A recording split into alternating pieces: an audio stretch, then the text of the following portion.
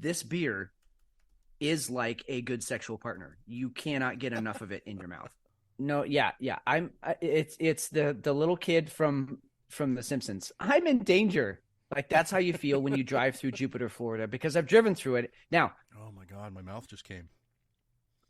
there's enough people out there standing up and being counted where you can't just say, "Oh, that's a whack job. Oh, that's an idiot. Oh, he doesn't know what he's talking about."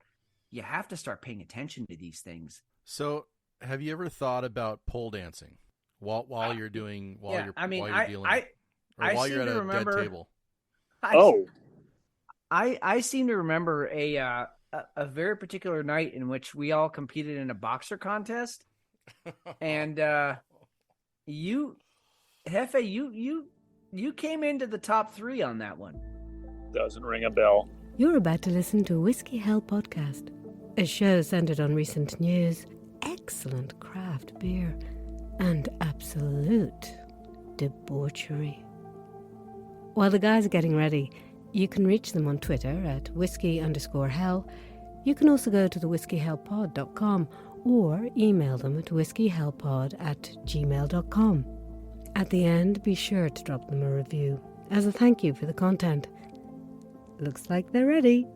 Enjoy the show. And listener discretion is advised.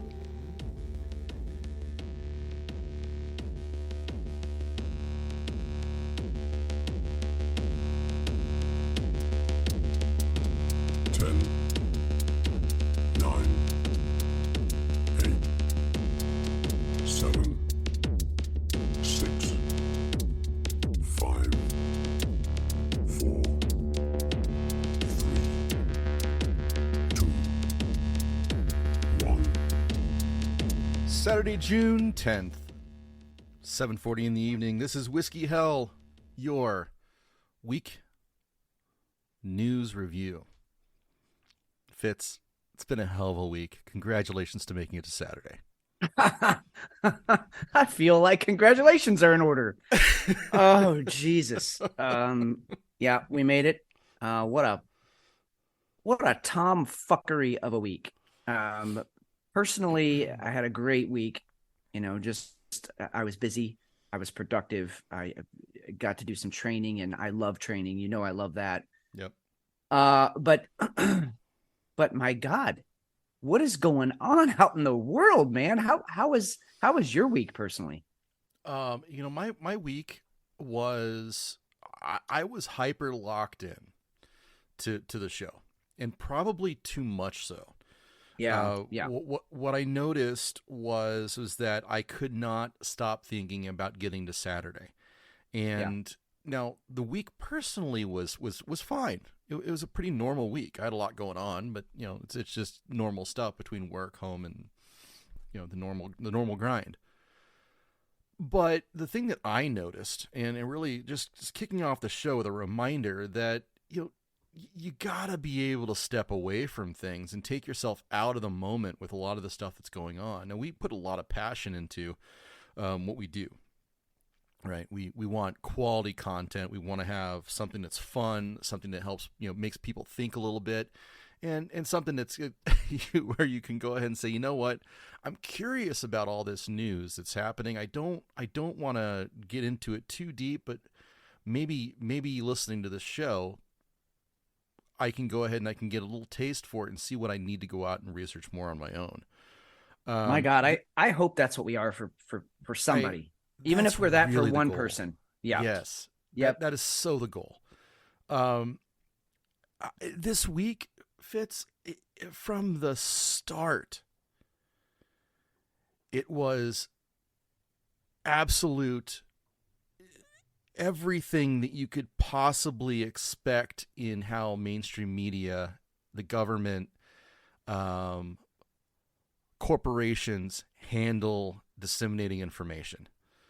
I know dissemination is a big, scary word, but when I say that, I mean the handling of it, right? I was going to say, you did say semen, but yes, I know that's not what you meant. We have a semen joke at approximately 3 minutes into the show. Bam! See, Let's keep it rolling. We're gonna be okay. Yep. But from the get-go, brother, Yeah. we start off the week with the FBI finally giving up information about the $5 million bribe for Biden. Yeah, and I think that's where we're going to have to not only is that where the week started, that's where we're going to have to start our show because then once that news dropped, then the circus started. I mean, literally, I heard the circus, da, da, da, da, da, da, da, da, da, da, and I expected some clown to come out on a unicycle. Oh, but it did. Instead of that, they just wheeled out all the old classics. We got UFOs, we got Ukraine. I mean, Jesus, man, what a week. And I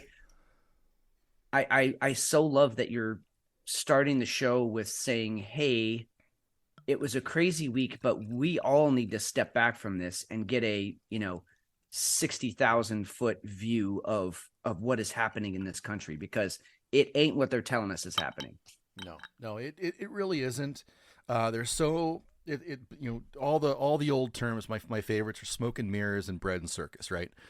Yeah. That's exactly what we got this week. Everybody got, here's the sustenance, here's the entertainment. Forget about the stuff that actually matters. And I think that's what we're going to be talking about this week, because some of the stuff that did get rolled out was important. We're definitely not shrugging it off. No, but in the great grand scheme of things, one big thing was really, really covered up, and we'll talk about it a little bit. And then I think really what it's going to be is it's going to be a kind of a light show, but one that's going to be just talking about the importance of keeping your eye on the ball, right? Yeah. Making sure that you keep in mind what's important. Well, number one important thing is this show, and number two important thing is beer. Well, let's get into the beer then. How's that for a lead in? We're going to need it. Yes.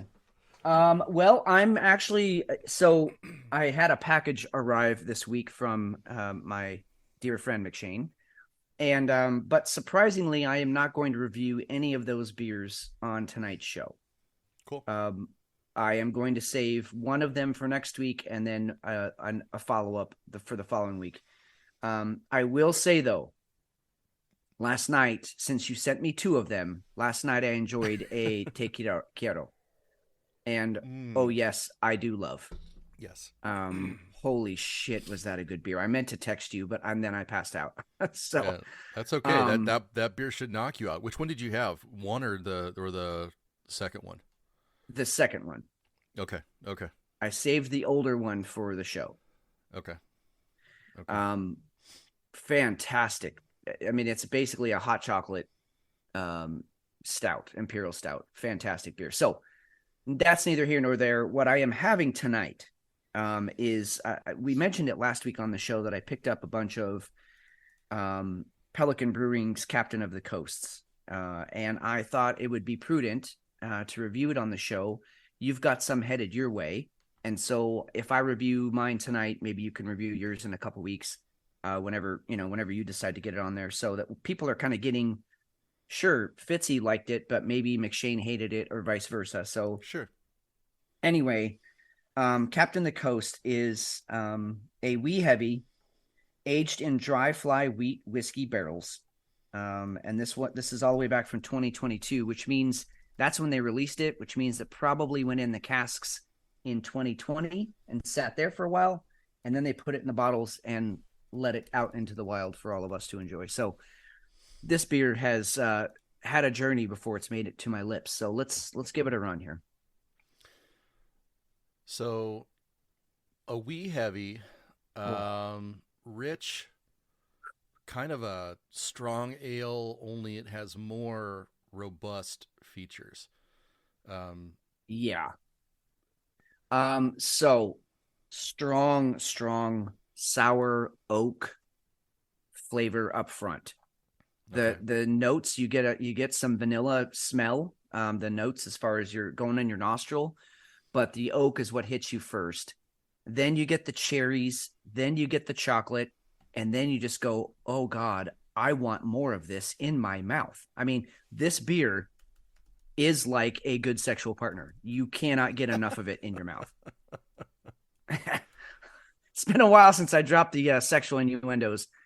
So I thought I'd go there tonight because this beer deserves it. Very nice, thick, dark black pour. Well, a dark brown. It's almost black, but then you hold it up to the light and you can see a little brown. Nice, generous head. Again, like a good sexual partner. The fellatio is important. And definitely making my mouth water. So very, very, very impressive beer. I don't know that I've had a wee heavy that's probably this complex. Sometimes they get a little over boozy. This is only a 9.5, so it doesn't kill you with the ABV. You know, it's not too boozy at all. You definitely know you're drinking a 9.5, but it doesn't kill you. So very good beer. I'm extremely happy already. So what do you got going on? So, well, before I get into mine, I wanted to ask you real quick. Now, you mentioned a sour, I think, wood taste. Yes. It's just to kind of clarify. That's not a sour, though, right? I mean, it is not a sour. No. So it's more malty. You still get the aromas. You get some toffee, some caramel. Is it smoky at all? No, no smoke.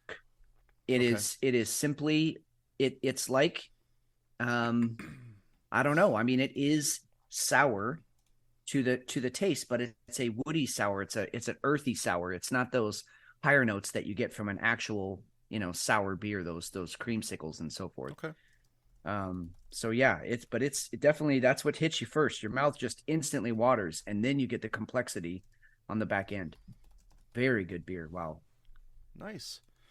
It's nice when you get one that's such a surprise, right? And that's one of those that you never really know what you're going to get out of a wee heavy. So that's neat that it doesn't quite go into a sour or like a super strong farmhouse or something along those lines. You still keep those wee heavy characteristics. That's nice.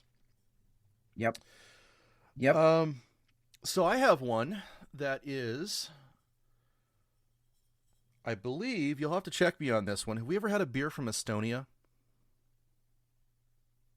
I'm gonna say no because it's not coming to mind.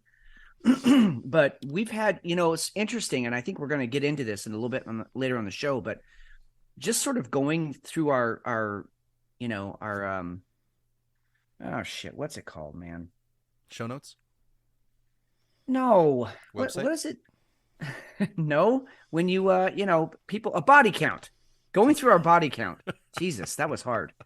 Wow.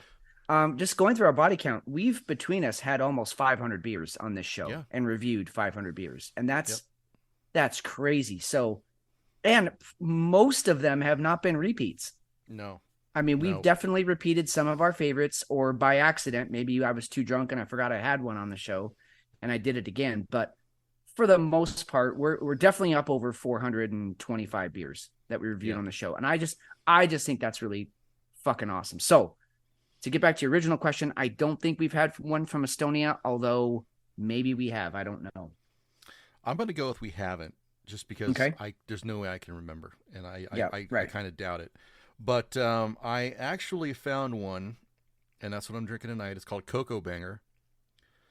It's an imperial stout with coffee and coconut. A banging imperial stout brewed with coconut and Costa Rican coffee. This is just very simple. It's a 12.5-er. It is from Estonia. It is simple, no frills. This is a beer. Go drink it. That's the feeling I like get it. from it. Yeah, I like it. Now, when I cracked it, you get a lot of barrel smell. It's rich. It smells boozy, but it also smells like one of those imperial stouts that's going to rely on having been barreled for quite some time. It's not. Yep.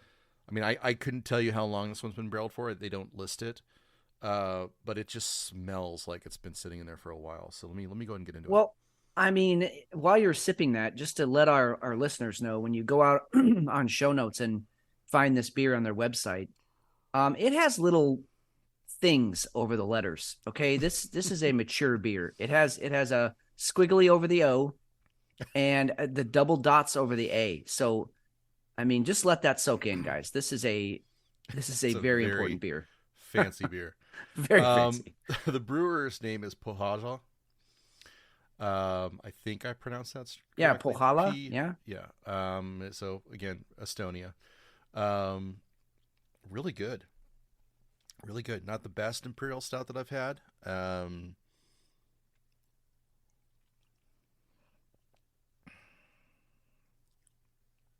lot of What cocoa, kind of? Yeah. coffee. Um, it's you don't get the oak, or the barrel in it very much. You do get some booze. Probably, I do get a lot of rye. So Uh-huh. if you're looking for, I know you're not big on rye. Yeah. This is a heavy rye beer. Hmm. Yeah, I can do without the rye in my life. I don't like rye bread and Yeah. I don't like rye beers. But that's the cool thing about the thousands and thousands of beers that are out there is you can stay away from what you don't like and try and find stuff that you do. Exactly. Yeah, So I'm pretty happy with it. It's a good way to good. start the show. It is heavy, and but yeah, it's a good one to start off with. I will say it's a refined imperial, so it's not like it was these guys' first time going out there and creating one. So Sure. What's the is it I know it's a 12.8, but does the booze hit you right up front or is it subtle or dangerous or what? it's subtle. It's really subtle. It is a front loaded boozy beer. It does have a little bit of an aftertaste, kind of a tongue coating, if you can kind of imagine that. The mouth Yeah. feel is pretty substantial, so it's not like a really clean, crisp.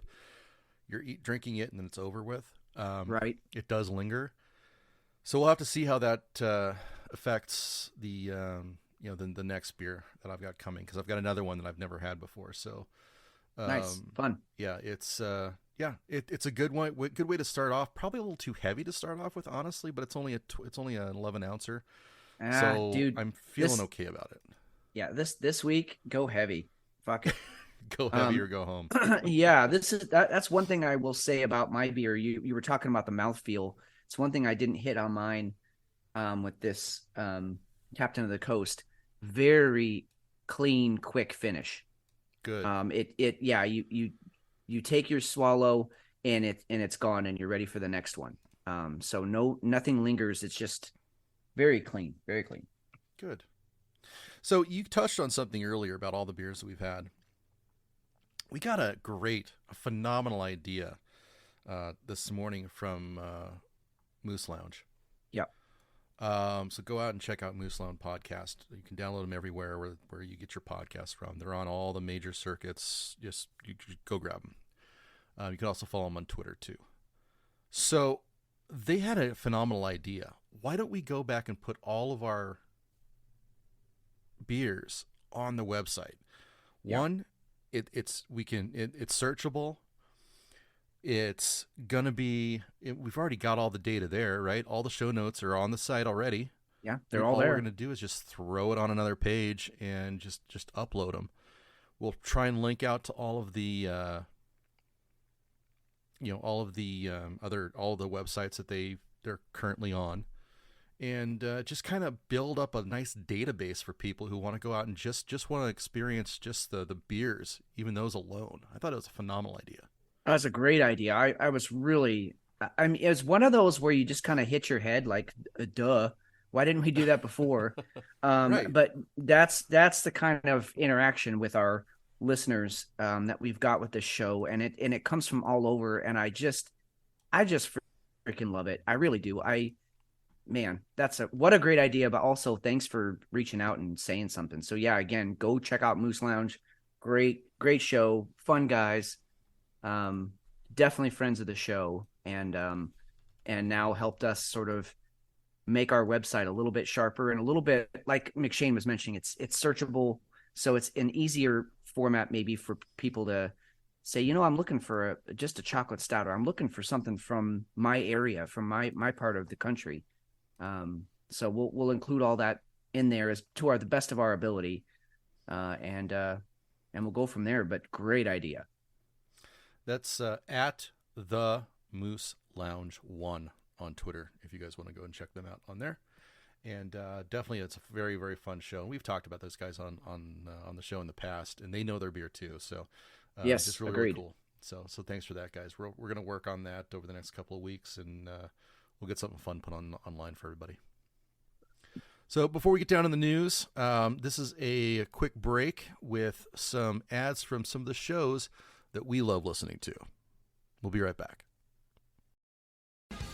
Hey everybody, this is B-Word, one half of the Bleach Brothers podcast, coming at you each and every Sunday with my good buddy Jake the Hater. So be sure to join us for this episodic journey where we talk Marvel to movies, food, or anything entertainment. A Spreaker Prime podcast. Thanks for all the dirty talk, and come back and get sanitized.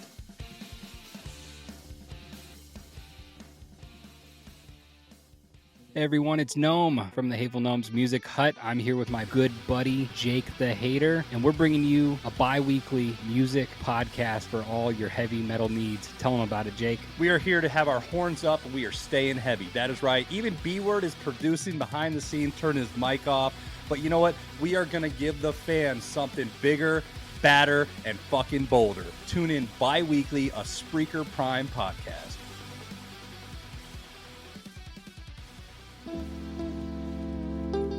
Sometimes people have a story to tell. It could be a story of triumph or a story of sorrow. However, it's their story. It's important to keep their story authentic, in their own words, and delivered in a delicate way. That's where Unfiltered Discussions podcast comes in. I'm Brian Howard.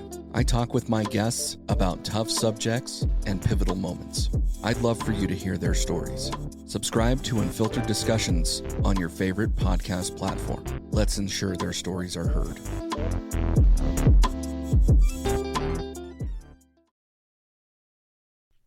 All right, so getting back into the news, let's go ahead and let's get the whole Biden mess out of the way, because Yes, let's. Yeah. that's the crux of this, I think, right? I mean, that's what Agreed. it feels like. Yep. I mean, I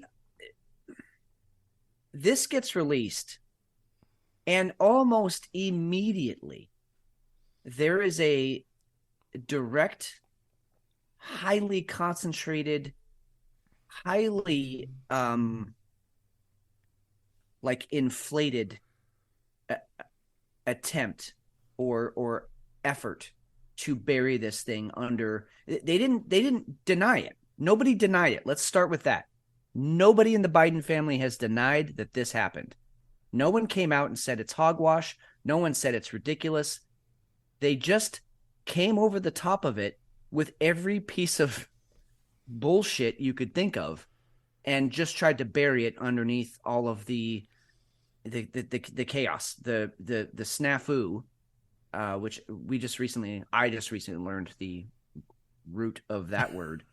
But all of the just ridiculousness that they could, so that we would all forget about the fact that the Biden family and the FBI has released that the Biden family had a $5 million bribe that is, again, undisputed. And what do you know? It has ties to Ukraine. Big surprise, shocker. So, anyway, go ahead with the actual article here. Well, a paid informant told the FBI that an executive from the Ukraine energy company Burisma has documents proving he bribed President Biden with $5 million while he was vice president for Barack. The trusted and highly credible FBI informant said Burisma paid the bribe between 2015 and 2016 to solicit then Vice President Biden's help in thwarting a Ukraine prosecutor who was investigating the company, the Washington Times has confirmed. So this has been confirmed. This is legit. This is in the Washington Times. Yeah. But we're not going to talk about it. No, and I mean, I think even something that makes this even more credible, and I think a lot of people have scoffed at this, and I actually am taking it the other way.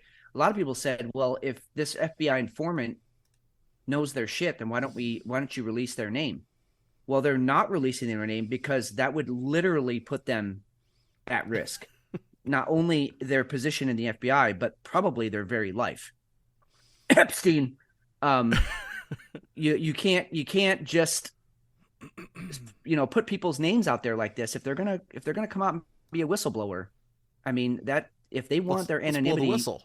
yeah, let's protect their anonymity so that they can keep their fucking job and still operate. So that to me is even more telling that this is real and that the person who's saying it is afraid for their life and their job. Representative Anna Paulina Luna, Florida 13 representative, just left a meeting for House oversight. The FBI is afraid their informant will be killed if unmasked, based on the info he has brought forward about the Biden family. This was tweeted out June 5th, 2023. So then there you go. we get the story that comes out June 9th. Sorry, actually, no, it was before that. June 9th was the last update.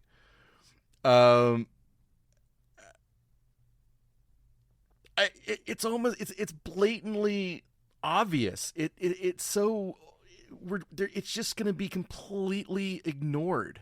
Yeah. And it's just insane that this is where we're actually at. A president's going to get away with this stuff. Wasn't this the one where, I mean, literally Biden was on camera telling this story about how he got this Ukrainian prosecutor general, Viktor Shokin, he got him fired. Remember that? How he's like, well, you're not going to get this, whatever, $5 billion in aid if he's not fired. And what do you know? Before I get on the plane, he's fired. I mean, he was bragging about it on camera. Let me see if I can find that, because yes, that's exactly what it was. So again, the Biden family, President Biden, all of his handlers, which there are many at this point, no one has denied this happening. Yeah, here it is. Go ahead. I remember going over convincing our team, or others too, convincing us that we should be providing for loan guarantees. And I went over, I guess, the 12th, 13th time to Kyiv, and I was supposed to announce that there was another $1 billion loan guarantee.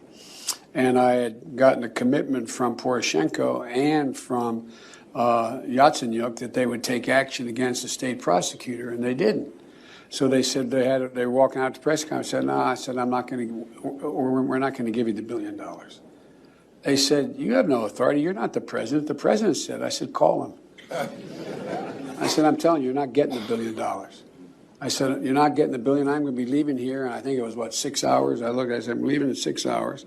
If the prosecutor's not fired, you're not getting the money. Well, son of a bitch. Got fired. And they put in place someone who was solid at the time. Well, nothing dies on the internet. What a fucking cocksucker. You just watch, please, listeners, do yourselves a favor, go out and watch how cocky this asshole is about this. And oops, you got bribed for this, asshole. Here's my question to you, McShane. What happens now? Because this story is out there. It's people know about it. It's effectively been buried by all of the riffraff. But there are senators who they've been briefed on this. They know it's a thing. What are the chances we have an impeachment? I'm laughing when I say it because we all know the chances of that. But I mean, what are the chances that at least there's a hearing, a Senate hearing where Joey gets called up and has to testify with his hand to the old Holy Bible and at least fess up to what he did, even though he did in that clip. I mean, where do we go from here? Well, I would hope that there is an impeachment hearing. I think that should be there. I mean, that's part of the justice system. There should be the Senate should bring him up on charges. And if he's vindicated and it's found that he's not at fault and he really didn't do it, then okay. But articles of impeachment should be brought. Especially when you look at what happened the rest of the week. It's as though it's okay to go ahead and use the justice system. And it's okay to use powers of government against who is one individual, the orange guy, Yep. who is running for president and who is a threat. It's the DOJ is perfectly fine going ahead and using its powers to go after him, after Trump. But I would love to know if the Senate is going to go ahead and bring charges against Biden. It seems like there's plenty to do it. I would agree. I mean, if there's ever a smoking gun, we just played it for you live here on the show. And on top of it, let's not forget that Joey, I just love calling him Joey. We have a neighbor that across the street, they have a little tiny Shih Tzu puppy, and his name is Joey. So every time I say Joey, look at him. Joey Shih Tzu. Yeah, exactly. He did the same thing that the orange guy did. He had documents. Remember, they were in the garage in his Corvette. Mm-hmm. So if we're gonna prosecute, everybody's favorite Cheeto, then we definitely need to prosecute nobody's favorite geriatric patient. I mean, and fair is fair. Fair is fair. Turnaround is fair play. And let's not forget Uncle Joe. It's been pretty clear that there was money moved to the family. A lot of money moved to the family. Millions and millions of dollars moved to the family. And there's still smoking guns all over the place on Hunter's laptop, which miraculously hasn't been talked about this week. Yeah, dead silent. I was going to bring that up. Crickets on Hunter's laptop after last week. Hunter drops last week. The laptop apparently was pulled down because because it was deemed to be spreading child porn. Oh. Then we fast forward just a little bit, we get the drop from the Oversight Committee, where we've got an FBI whistleblower, and the FBI is worried for their life. Then we've got the bribe claim. And this was like all over, 5 days? 6 days? Yeah. Maybe even like 4 days, dude. It all happened real quick. And I feel like it feels to me like there are people who, we don't know their names because they have jobs that we don't care about, but these jobs actually happen to be really important. I feel like there's a panic running through that corridor of DC that we don't know who these people are. We don't know what their jobs even do. Yep, where the sausage is getting made. Yeah, but they're panicking, like in a way in which they're saying, oh, fuck, this story's going to drop. Just release the UFOs. Just arrest Trump. Just do whatever you need to do. Make this go away. And it just feels of a panicky desperation. It really stinks of fear. That's, I guess, what I want to say is it really stinks of fear. So checking the timeline, right? I think I've got the timeline just about right here. So we had Ukraine, a dam blew up. Okay. Massive, huge dam, right? This dam fed water to Crimea, right? Russian controlled Crimea. Yep. Big problem. It was also a hydroelectric dam. Then we've got UFOs came out, right? And it was much bigger this time. We even had quote unquote footage. And we'll get into this later. Yeah, because there was two parts of it. Because not only did we have the footage, which is but they also confirmed that there are 12 craft that we have been reverse engineering. So there was two parts to the UFO thing. So if you didn't believe what happened in Vegas and over New York City, apparently, but we also have this other stuff that's going on that we've had these things reversed. So yes. Yeah. And I want to linger on the dam issue. We don't have to do it now, but that's okay because I understand. I understand your point. You're making that like, hey, we need to bring these other things up that have kind of been quiet. We need to bring up their relevance again to just bury this shit. But I do want to linger on that story because it's another one of those where you go, wait a minute, what? Well, the dam happened right after an NYT, a New York Times story, came out about Nazi Ukraine soldiers being asked to take off their Nazi gear for pictures. Okay. Can't make this shit up, folks. And right before that, this is all this week, keep this in mind. It came out that the U.S. actually knew that the Ukraine took out the pipeline 3 months ago. Or 3 months before it was going to happen. Oh, no, that's right. It was 3 months before it was going to happen and did nothing about it. Yeah. And that's, again, that's another weird one because we pretty much from, I'm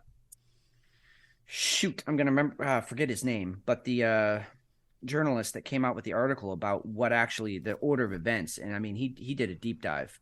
I'll know his name as soon as. He's on Substack. Older gentleman, too. I keep wanting to say Schellenberger. It's not him.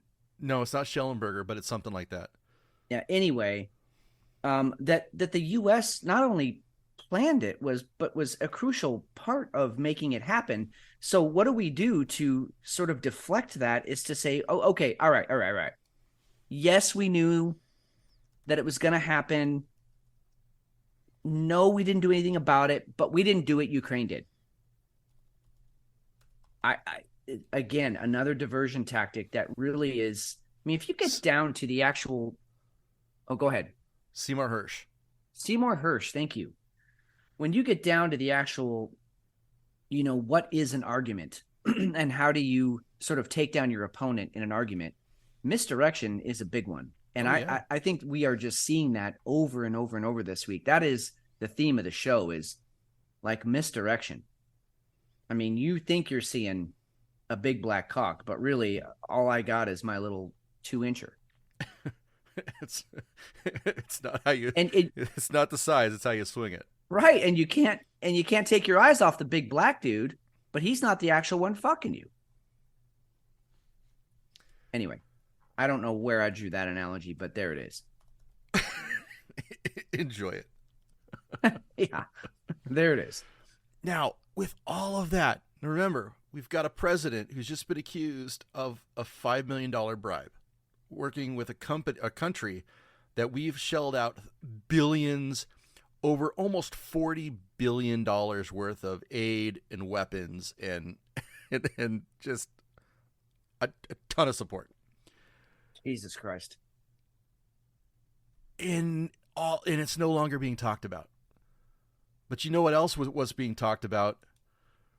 Massive Canadian fires that have just left New York City in what's basically Blade Runner 2049. Yeah.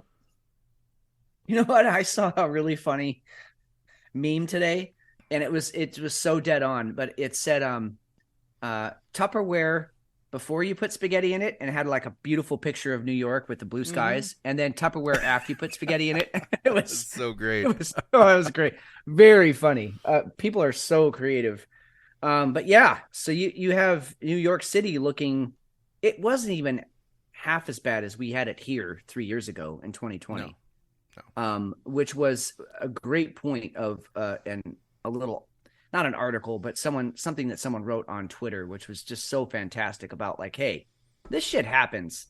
And if you want to take the number of fires on this planet, forest fires that are happening, they are going down every year precipitously. Yeah. The number is going way down. So don't start getting on the, climate change bandwagon and all that. That's not what this is.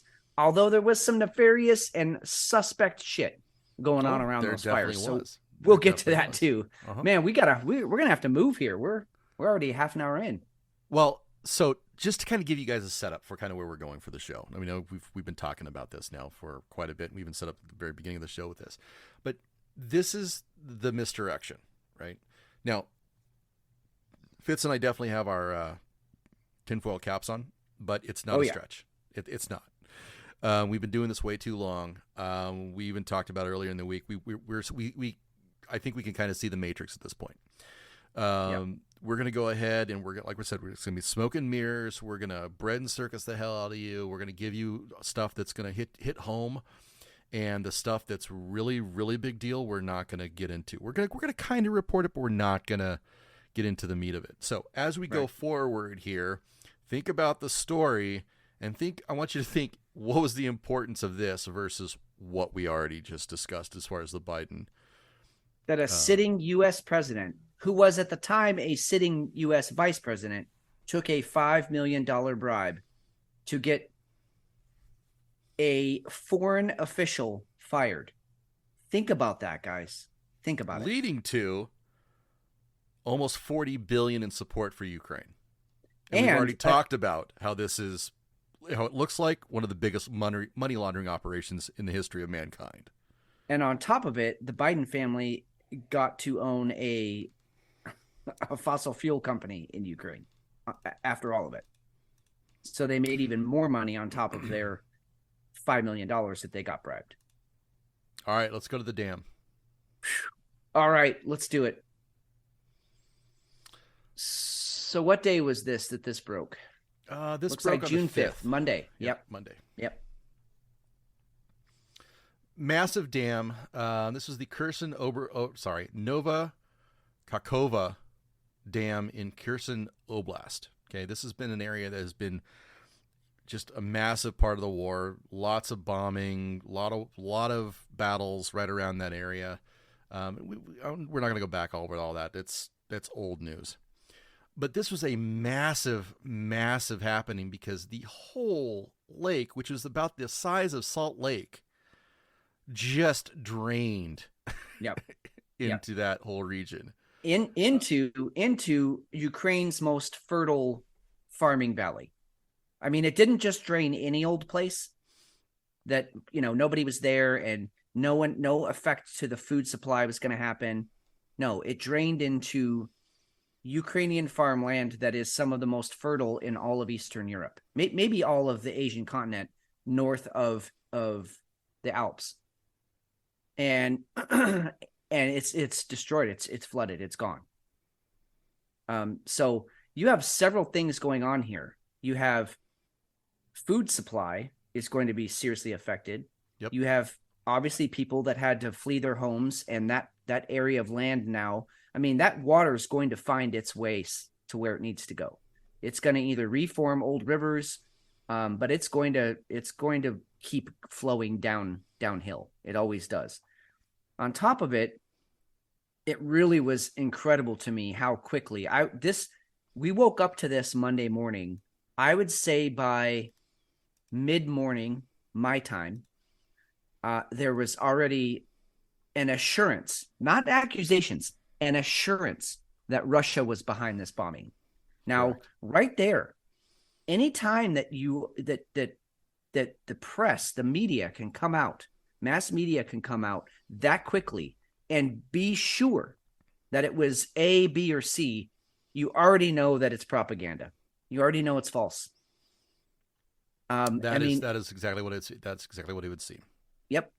Exactly. I mean, look at 9/11. Oh, it was definitely Osama bin Laden. Definitely. Within hours of it happening. How would you know that? So I look for those kinds of things. Now, was this an ecological disaster? Absolutely. Terrible.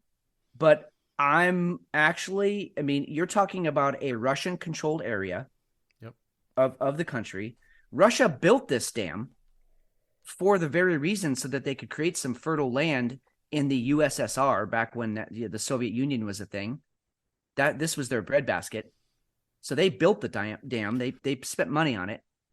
And it's their Russian nationals that were downstream from this thing.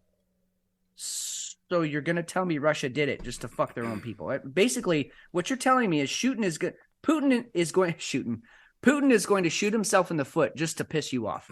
That's what you're telling me. It is definitely suspect, especially when you think about how Ukraine was struggling badly to maintain the war effort and to make any kind of headway. Yep. So it would seem, which is a typical kind of war tactic, you resort to terrorism when it's a last-ditch effort. and then blame it on your enemy so that your recruitment goes up, you get more funding from all of us bleeding heart countries that want to give you money. Followed up with another $2.1 billion in support. There you go. Bingo. And Zaleski even came out this week and said he was very upset that after the dam was broken, that the world community didn't come out and support Ukraine more. Well, maybe everybody's tired of your bullshit. And it's got to make you wonder why we're still anteing up. Very frustrating. It makes you wonder if you're a rational, common sense thinking person. But if you're not that, then you go, well, of course, Ukraine all the way. We have to support Ukraine because of the evil Russians. Right. But when you actually break it down and look at the facts and look at what political motivations there would be to do things, what you're looking at here is you said it earlier, McShane, this is a money laundering scheme, that's gone terribly wrong. And so we need to keep, pumping up the bad news to get more money. And then B, you have a president of the United States who has a lot riding on this false administration in Ukraine. So let's keep the bad guys looking worse. Hey, we have a Hefe sighting, and this is a incredible time for you to be here, Hefe. How's it going? Good. How are you guys doing? We are good. We're pointing out all of the shenanigans that go on while the actual news is ignored. Yeah. Saw you guys touching on that throughout the week. It's wow, that's a long list of things that weren't really covered. Yeah, no Go shit. figure. Or things that were covered and then quickly buried by other things that, catch the eye but aren't really important. Right. Yeah. Can you guys imagine what would have happened back in when 9/11 happened, and if we had the access to the internet and the awareness of the psyops and not having to rely on VHS tapes and absolute bullshit to be able to come up with some of the stuff. It would have been fascinating to try and to go over and break that instance down, just to go back and look at it. I think that would have been fantastic. It would have been. I agree. I mean, sad. I mean, terrible, awful. Sure. Yeah. But I wonder what kind of what kind of outcome we would have come up with as we were watching all that unfold. Yeah, would have been interesting. So, Hefe, how's the night going tonight? What's your? I mean, are your pockets just bulging with money and or a hard on? Why don't you guys guess how much I have in my box right now? I'm gonna say $713.64. Wow. Okay. I don't think it's probably that good of a night. I'm gonna go $217. You guys are both off. Damn it. I have 10. Oh. $10? I was trying to will it. I was trying to will it to happen. Oh, God. Appreciate the sentiment, but it's bad. So you're telling me that after being at work for so many hours, 3 hours now? 2.5 hours. Yep. 2.5. You have what? One $10 tip or two $5 tips or? It was one $10 tip. Oh God. Oh, that's tough. Yeah. I made more hourly than I have in tips, which is not really a good thing. No, that's not how it's supposed to work. Oh. Nope. So how do you, as a dealer, because that's got to be brutal, because I think it takes the type of person, right, who's a tipper, and two, it takes them probably winning. How do you approach that? What do you do to kind of amp up the player to want to tip better, besides hoping that an ace is going to fall? Yeah, it's kind of a tightrope we have to walk because we can't really ask for tips. Well, no. Yeah. So it's all about, I mean, well, you got to have the right person. You got to have someone who, like you said, wants to tip or actually knows. You'd be surprised how many people think we make like just good money. Like just showing up, we make money. If we don't, and same amount of people think that we make more money if we take more money. Like the more money we take from the people, like we get bonuses and shit. Oh, come on. And really, see, fake news. Yeah, that's exactly. Yeah, that's stupid. That's just people that don't know how the fucking game works. All right, so I'm gonna give you a scenario here, Hefe. So, all right, you can't flat out ask for tips, right? Right. What if they win, they take a big hand, and you go, "Come on, man, what the fuck?" Like, could you do that? Like, yeah, like they don't tip you, and you're like, "What? Come on, dude." Really? You can't really do that.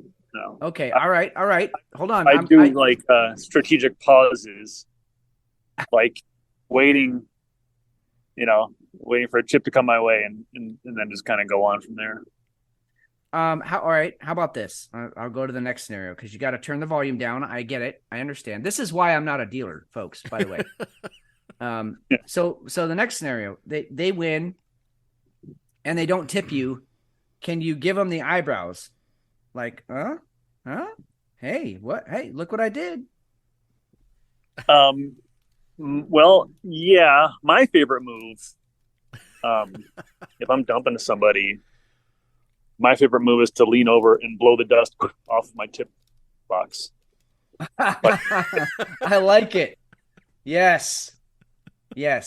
Pull down. Could you walk up through like a Clorox wipe and it's like all the shit? And then set it down. I like that. Or man, if you could like somehow artificially put spider webs on it or something. Oh man. Yeah. Or I'll ask if my boss is nearby, and it's one that I get along with, which that's a whole nother thing I can get into. But I'll ask them to blow it off. Like, can you blow the dust off that for me? And so the guests can hear me. You just put in, so. Well, I think if anything, okay, friends of the show, people who are listening to the show, please get out there and at holidays, weddings, definitely funerals, you all need to be talking to your family about what actually happens at a casino, because now you know. And these people don't make good money and they need tips. No, I went to years ago, I went to Sedona and they have the Jeep tours. Oh, right. And this is, I think it was before I was a dealer. But anyway, I remember going in there and they have signs up everywhere that say, please tip our drivers. Our drivers depend on tips. And I mean, they make it very clear. There's nothing here. I mean, it's just taboo in casinos. They just don't do that. So it's up to people just to know. And like I said, there are people that think we just make a good salary. We don't. It's so dependent on tips. But yeah, summertime slows down. It's the same thing every year. But it's like today was the first day where I looked around like, fuck, man, there's a lot of dead tables. It's gonna be a rough night, rough summer. So. All right. So, is it? Oh yeah, go ahead, McShane. What if you rocked some Lululemon spandex and maybe put in a cod piece?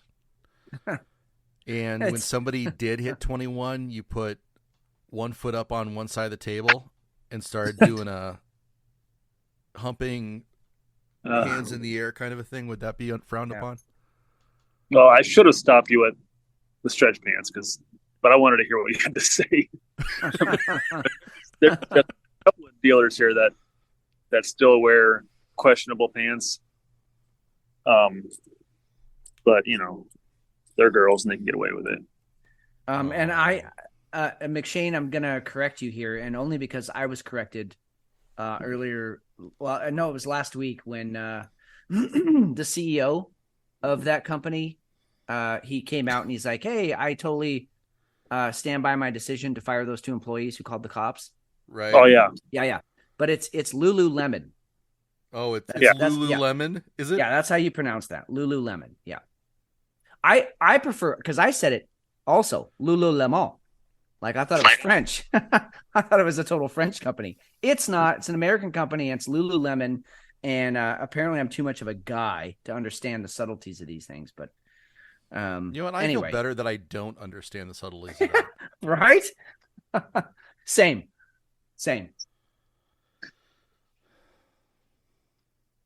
So, Hefe, Sorry. before you go, one of the stories that came up this week that I think is kind of not trying to get us away from the whole Biden bullshit, but it was the 19th anniversary of Killdozer. Oh. And Yeah. I wanted to get into this with you because, you could kind of, somebody put a meme up that said it's been 19. Yeah, here it is. Happy Killdozer Day. It happened 19 years ago today. The older you get, the more you understand this man. And I totally feel that. And you were just talking about these fucking people that don't know how to tip. They don't know how to play blackjack. What do you think about killdozering something? I remember that. Me when it too. happened. I never Um, knew about this. Oh, Really? man, I remember. And just for everybody out there, Marvin Haymeyer, who had a muffler shop in Granby, Colorado, basically went fucking crazy. Well, we'll call it a falling down moment. I'm not going to say, because I think he was pretty fucking sane when he did this. Oh yeah, it was but go premeditated ahead and- for a year and a half. Yeah, guys, go ahead. Yeah. Go ahead and tear it up. Go ahead and get into it. Well, he had that. He built it in his garage, like a secluded, closed-in garage. Right. But nobody knew what he was up to, and no one had a clue at all. And yeah, this thing was a beast, man. Look at that thing. Yeah, he Was it 6 inches of cement, and then and reinforced steel. Yeah. And he was quoted as saying he couldn't believe how many people had come into that garage and seen it, complete with the fucking crane that was holding this shell that he put down on this. It was a modified Mitsubishi, I think a Mitsubishi. I'm trying to see here. I had an article pulled up. Oh no, it was a Komatsu front loader. So basically a fucking tractor with a giant scoop in the front, and he lowered this thing up with a crane that was like Hefe was saying, reinforced concrete with steel. So it's basically indestructible. And the thing was, once the lid came down, he wasn't going to be able to get back out of it. right. And this was a suicide mission. And then he went on a spree because he had a dispute with the city council about this land that he bought for his muffler shop. And then the cement factory was going to come in, and he said, well, hold on. I haven't sold it yet. You gave me an offer. I said, I'm thinking about it. Then he upped the offer, and he hadn't sold it yet. And the city council approved it anyway. And then he was like, but that's going to block anybody coming into my muffler shop. And then on top of it, salt to injury, the city council was like, well, not only are we going to approve the cement shop, but we're going to fine you $2,500 because you don't have a septic tank on that land. Yeah, because they cut off the guy's connection to the fucking sewer. Yeah, exactly. So he was like, oh, okay. All right. You want to play it soft? We'll play it soft. You want to play it hard? I'm bringing out the fucking Komatsu. Yeah, no shit. No wonder he did that. $7 million worth of damage. And you know what I love about this story? He killed nobody. No. Exactly. He let people get out of the way. People knew he was coming. He ran over some cars, which was cool. But $7 million in damage, and the only death was his own when he committed suicide at the end of the run, when he got stuck in a basement and he couldn't get back out.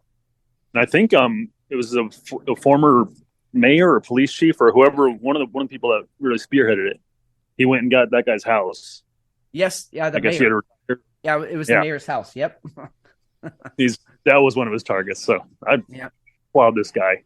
Dude, he's a hero in my book. I'm sorry. I know he destroyed a bunch of shit, but he got fucked by the government. This was government working against the people, which is exactly what isn't supposed to happen. Now, by no means are we saying go out and build a killdozer. No. Don't go out and destroy everything. Don't do $7 million worth of damage, but we get it. Yeah. And honestly, I'm kind of surprised. You know what? Going on a suicide gun killing fucking mission is really the pussy way out. Yep. There's so many more unique things that you could do that are not going to hurt anybody. You're not going to you're going to make your point.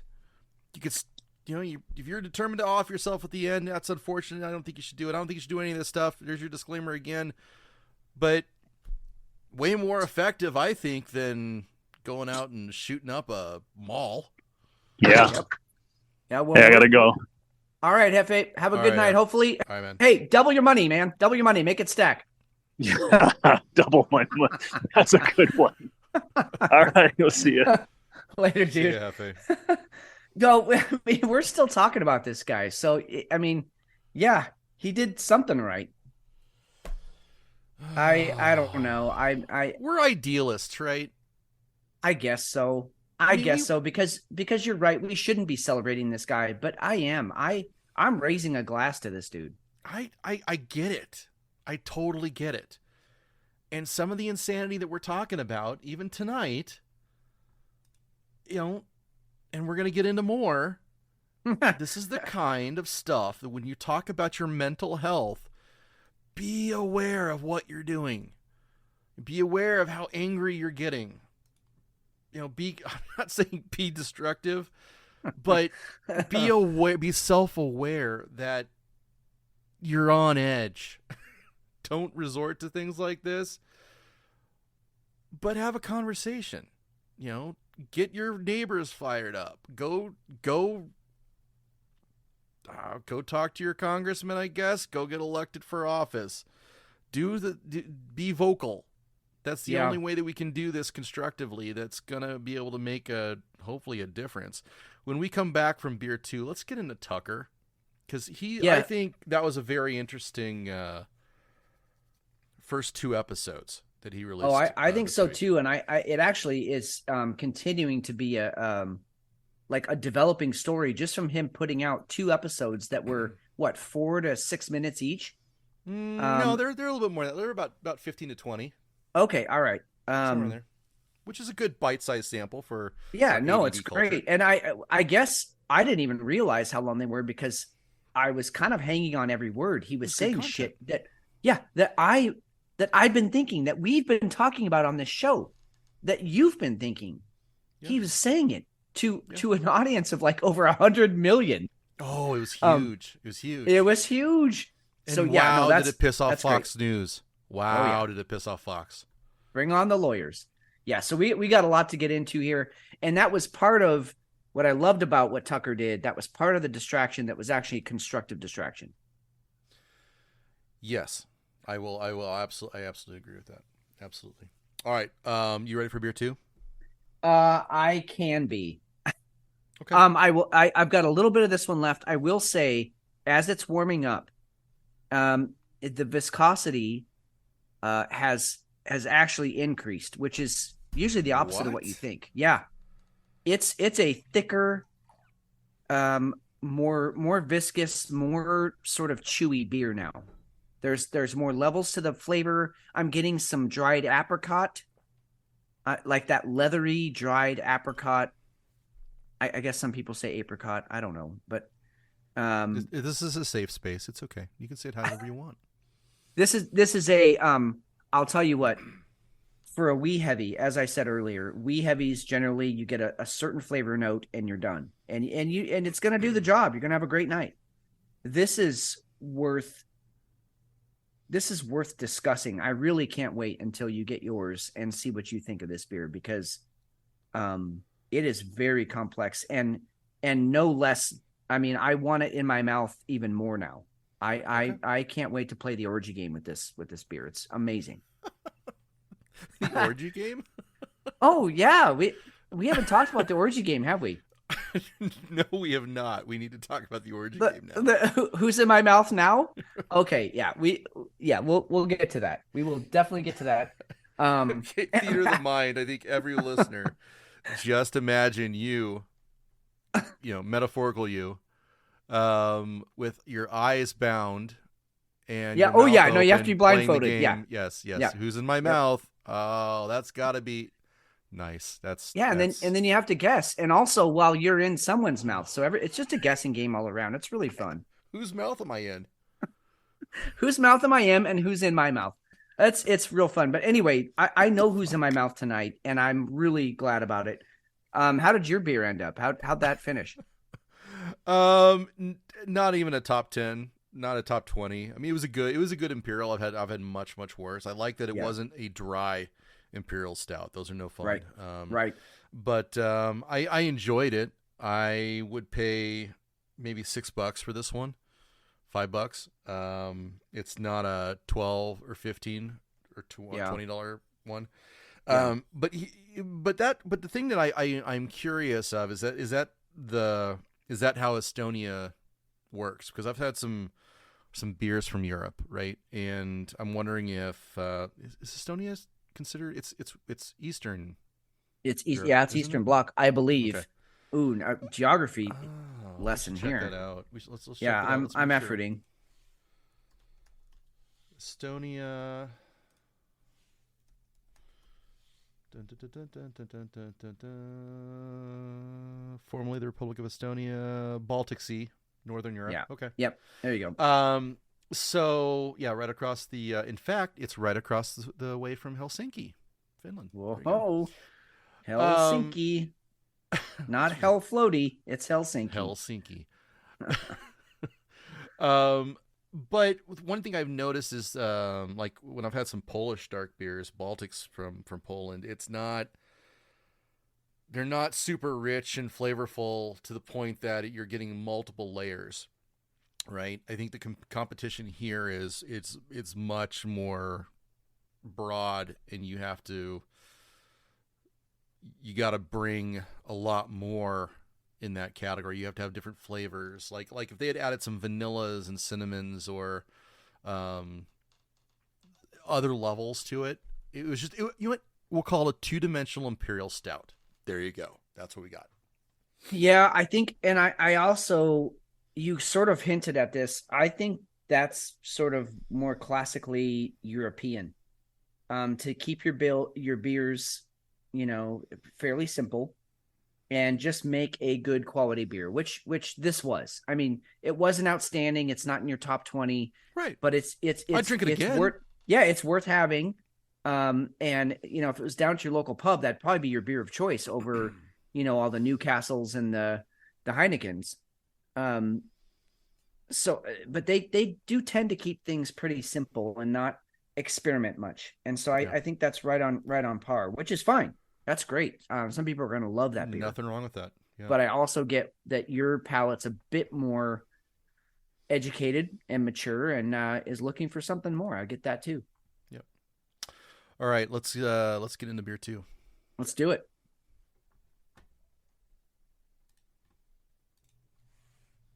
Fitz, I got to show you this. You got to see this fucking beer. All right, so I'm drinking King Gary Loves the Cocoa. Okay. I've never had this brewer before. They are out of Jupiter, Florida, and it is Civil Society.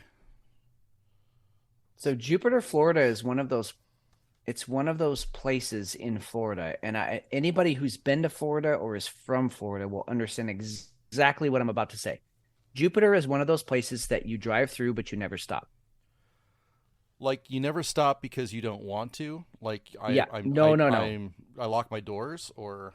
No, yeah. It's the little kid from The Simpsons. I'm in danger. Like, that's how you feel when you drive through Jupiter, Florida, because I've driven through it. Now, mind you, it was 2 a.m. and I was lost. which is never a good scenario in Florida. But That doesn't Jupiter, work well. no, Jupiter, you just keep on going, even if that's your destination. Come back in the morning when there's light. Anyway. Well, this one is from Civil Society, so they're trying to better Jupiter, I'm sure. This is a barrel-aged imperial milk stout conditioned on toasted coconut and coconut coffee. It's an 11%er. It pours, listen to it, viscous. Mm. The smell is, you get a lot of barrel. Totally different beer from what I had, so this is nice. I mean, they're almost the same style. Right. Same style, different flavors that are going to be involved in that style. This one does have a nice brown crown to it. Not actually head, but it's got a crown, right? Yep. It's got that golden brown, nice pour. And it looks like King Gary is a either a Roddy or a pit bull. Looks like a pit bull. Yeah. And so, but King Gary, it's nice that it has that when you pour it, it has that nice crown around it. Yep. And honestly, that's a really cool connection to make. So we should have coconut coffee, toasted coconut.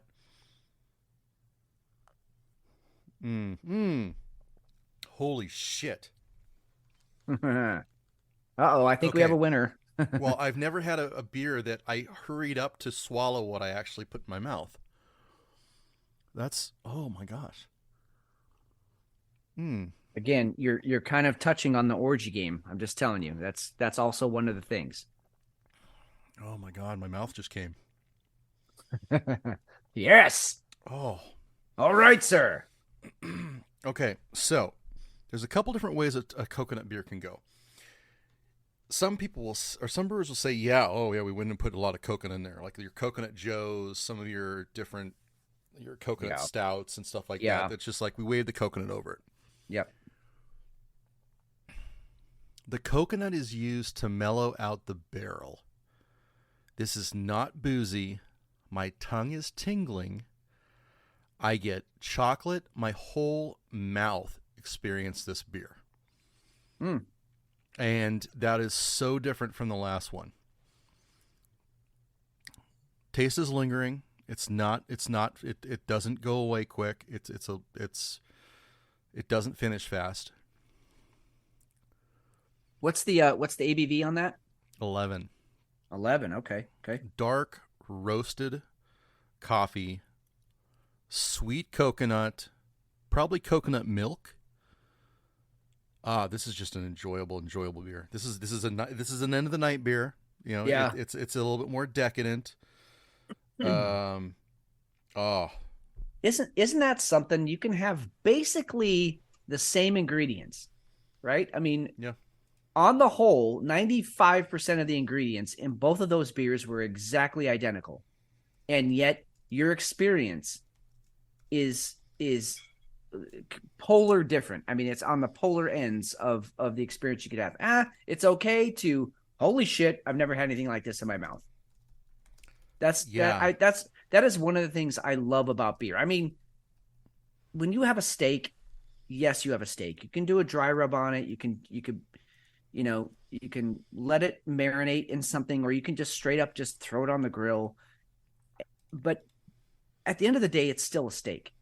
Right. With beer, you can have a completely different experience based on how the brewer decided to, not only what ingredients he used, but in what order he put them in, and at what point of the brewing process he decided to put them in. Yes. I mean, that's Absolutely. incredible. That is so fun about beer. And again, I know we have a few listeners out there who, again, one of our Hall of Champion members, Bev, who honestly doesn't have any of the beers we have, literally just lives vicariously through us. Right. But I'm going to encourage her once again, go out and find some beer. If you're a person who says, I hate beer or I don't like beer, then all that means to me is that you have not had the right one yet. And go out and find your jam.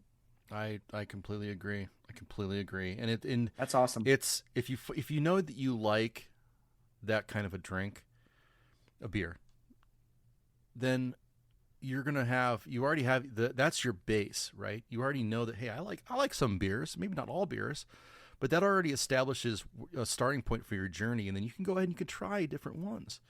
And that's the beauty of it. And you know what? Sometimes, as you've heard on the show, sometimes it blows. We miss, but wow. And I will tell you this too, and I want to go over to your beer next, but I'm going to tell you that Cocoa Banger set up this beer perfectly. Oh, so nice. If I'm having a night, now I would love to go ahead and have Cocoa Banger Imperial Stout from Puhala, and then go ahead and have the Civil Society King Gary Loves Cocoa right afterwards. The two actually really, really, it just really balances out really nicely. I'm happy. We've talked about doing some extra content for the show. I think we could do an entire probably series on beer pairings, not only beer pairings with food, but beer pairings with other beer. Mm-hmm.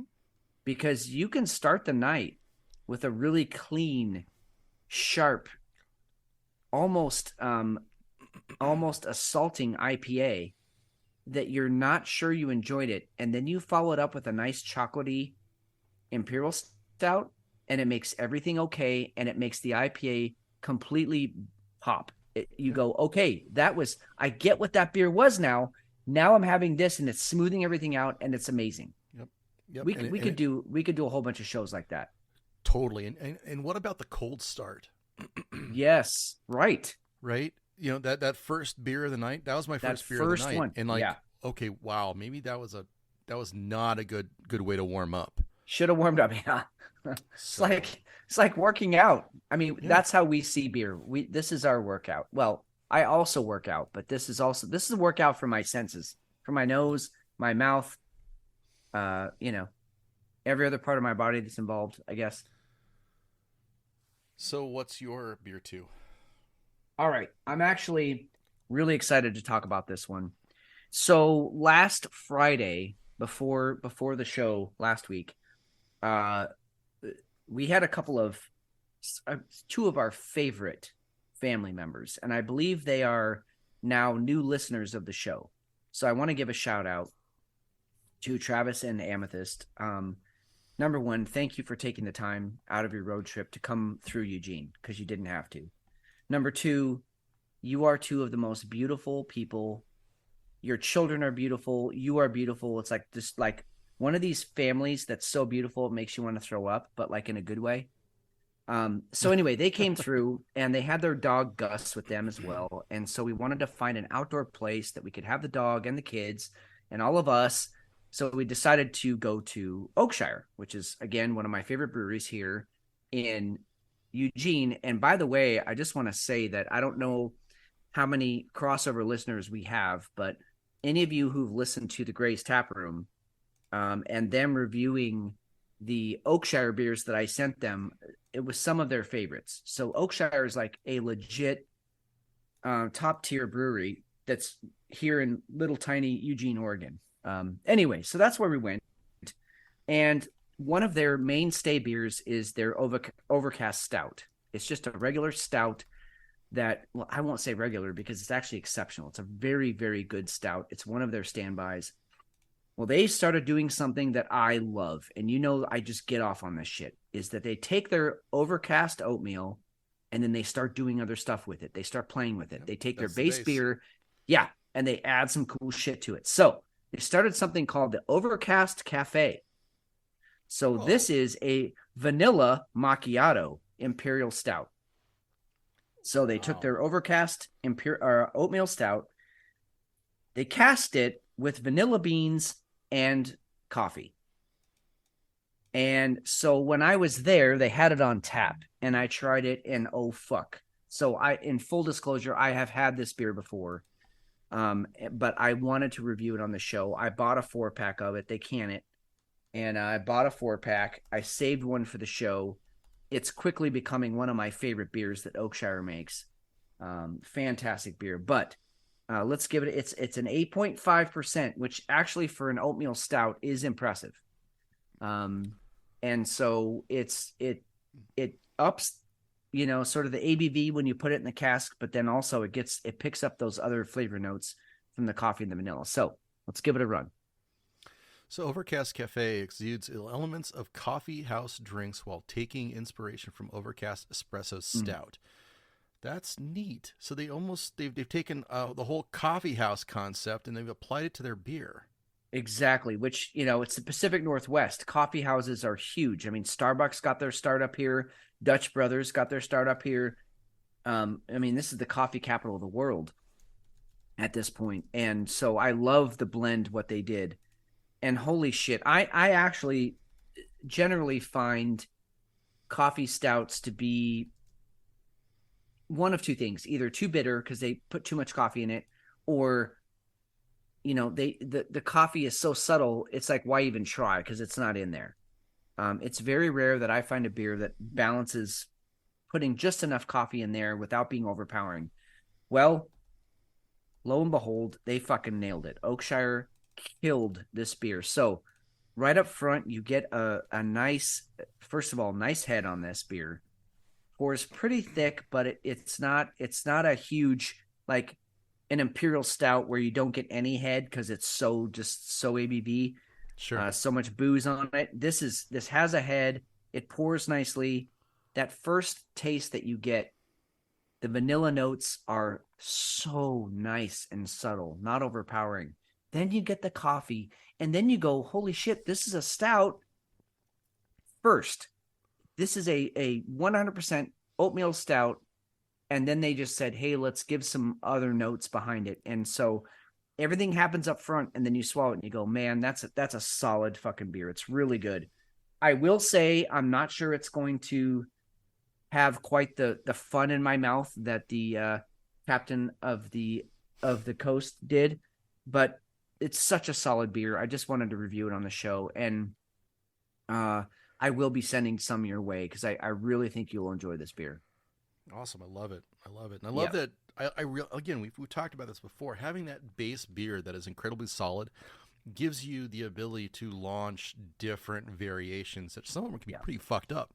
I remember, you remember what Rogue used to do with their stouts? Oh, God. Freaking Too donut. much. Yeah, they went goddamn crazy. Voodoo with them, donut. To the point to the point Yep. that it was just you just jumped the shark. But when you do something subtle like this, it's intriguing that you're gonna put your best out there, and then you're gonna go and add a layer and add another layer and then add another layer. And maybe that's kind of the theme for the night. I mean, because even our news, so it's got layers to it, right? Right. But this is fantastic. I'm happy. I'm happy you pulled that. So give me the breakdown as far as what you get versus on tap, because that's an important definition to have for folks at home. No, I love you're bringing that up. It's totally there. What I will say is consistent is the stout flavors, the coffee flavors, the vanilla flavors. On tap, because it was in a kind of those thinner. It was in one of the kind of teardrop shaped glasses. A tulip? Yeah, like a tulip. Thank you. Could not think of the name. It was in a tulip, so it warmed up very quickly and released. And plus, it was open air. It released a lot of notes very quickly. Okay. What I've noticed about me having it here at home, a lot of those notes already sort of came out as it was in the can. So you get a lot of the subtlety that you wouldn't get from the keg on tap. You get a lot of those right up front. But then as this one opens up, the vanilla comes on, not strong, but it's much more there than when I was actually having it on tap at Oakshire. I almost, in fact, I told my wife, I'm like, it says there's vanilla in here, so I believe them, but I'm not really getting much vanilla there. No. Here at home, out of the can, the Totally vanilla is there. Oh, yeah. and it's not the sweet vanilla, it's the earthy, fragrant. Yeah, like you just are smelling the vanilla flower. It's Nice. really nice. So that's kind of the difference, is that this already feels kind of opened up. It's already had time to sit in its own juices and think about what it's done with its life. And then as soon as you open the can, it's like, here, I have arrived. Taste me. And it's wonderful. It really is wonderful. Nice experience. Great Awesome. job. Yeah. Awesome. Well, like we've talked about in the past, beer is a journey if you want it to be that. Yeah, you can go out and have your Coors, your banquet beers. You Sure. can do all that if you want. And there's nothing wrong with a Corona on a hot day. But when you start getting a really good craft beer, that just changes things. So that's a Agreed. great find. Good job. So good. So continuing with the shenanigans from this week.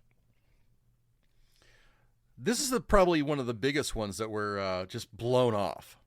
Besides Yes. the Biden bribery, it was acknowledged that Instagram has an algorithm that promotes pedophilia. And nobody picked this up after it dropped. It just died. It died. It wasn't just, you could tell, it wasn't just that people were like, we don't really care about the story. You could see it actively being deleted from tweets, actively covered up on YouTube videos. One person on TikTok had released a video about this 5 times. By the time I saw it, they said, this is the 5th time I've released this video. TikTok keeps taking it down. I don't care. I'm going to keep releasing them until enough people see these. So the whole premise is that the algorithm that Instagram uses allows child predators to be able to do their thing online. They don't do any kind of analysis that pays attention to like emojis that are being used. They don't look that close to the content. Breaking, this is Jack Posobiec.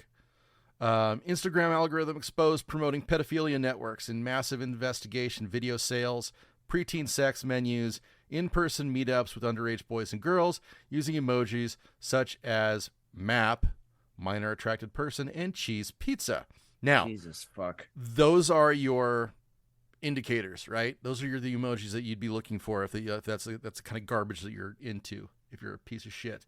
This was a Wall Street Journal article that just got swept away for UFOs, Ukraine bullshit, a wild and crazy New York, And Trump getting arrested. and Trump getting arrested. And we haven't we really didn't touch on those shenanigans yet. No. How is this not a bigger deal? But we care so much about Trump. Oh, because he's running for office. And he's a threat to Biden. Yeah. Huh. I mean, I'll be honest, dude. I've got a couple of friends. I think I mentioned them on the show periodically, but they are extreme. They're those kinds of guys that are almost too intelligent for their own good, right? I mean, their minds don't turn off. They are constantly thinking. They're smarter than me by a long shot, and two of them have really been on this whole. Well, I think they take it too far, but the fact that, there's this pedophilia ring and, adrenochrome and Epstein and, Maxwell and just all of this shit. And that there's this huge child trafficking thing going on in the world, and that they use the kids to keep themselves young. And I mean, and the first time I heard it, I was like, shut the fuck up. You're way out there, dude. Take off your tinfoil hat. Both of them, one from your cock and one from your head, and go out and live life, because this is ridiculous bullshit. And now, fast forward, this was probably 4 years ago, before COVID, that I was telling them, come on, just that's enough. And now we're here, And now this is an article in the Wall Street Journal that the pedophilia community is alive and well, and not just alive and well, they are thriving. And the whole Pizzagate thing came out. The more I've researched on that, the more I go, what the fuck? That sounds pretty legit.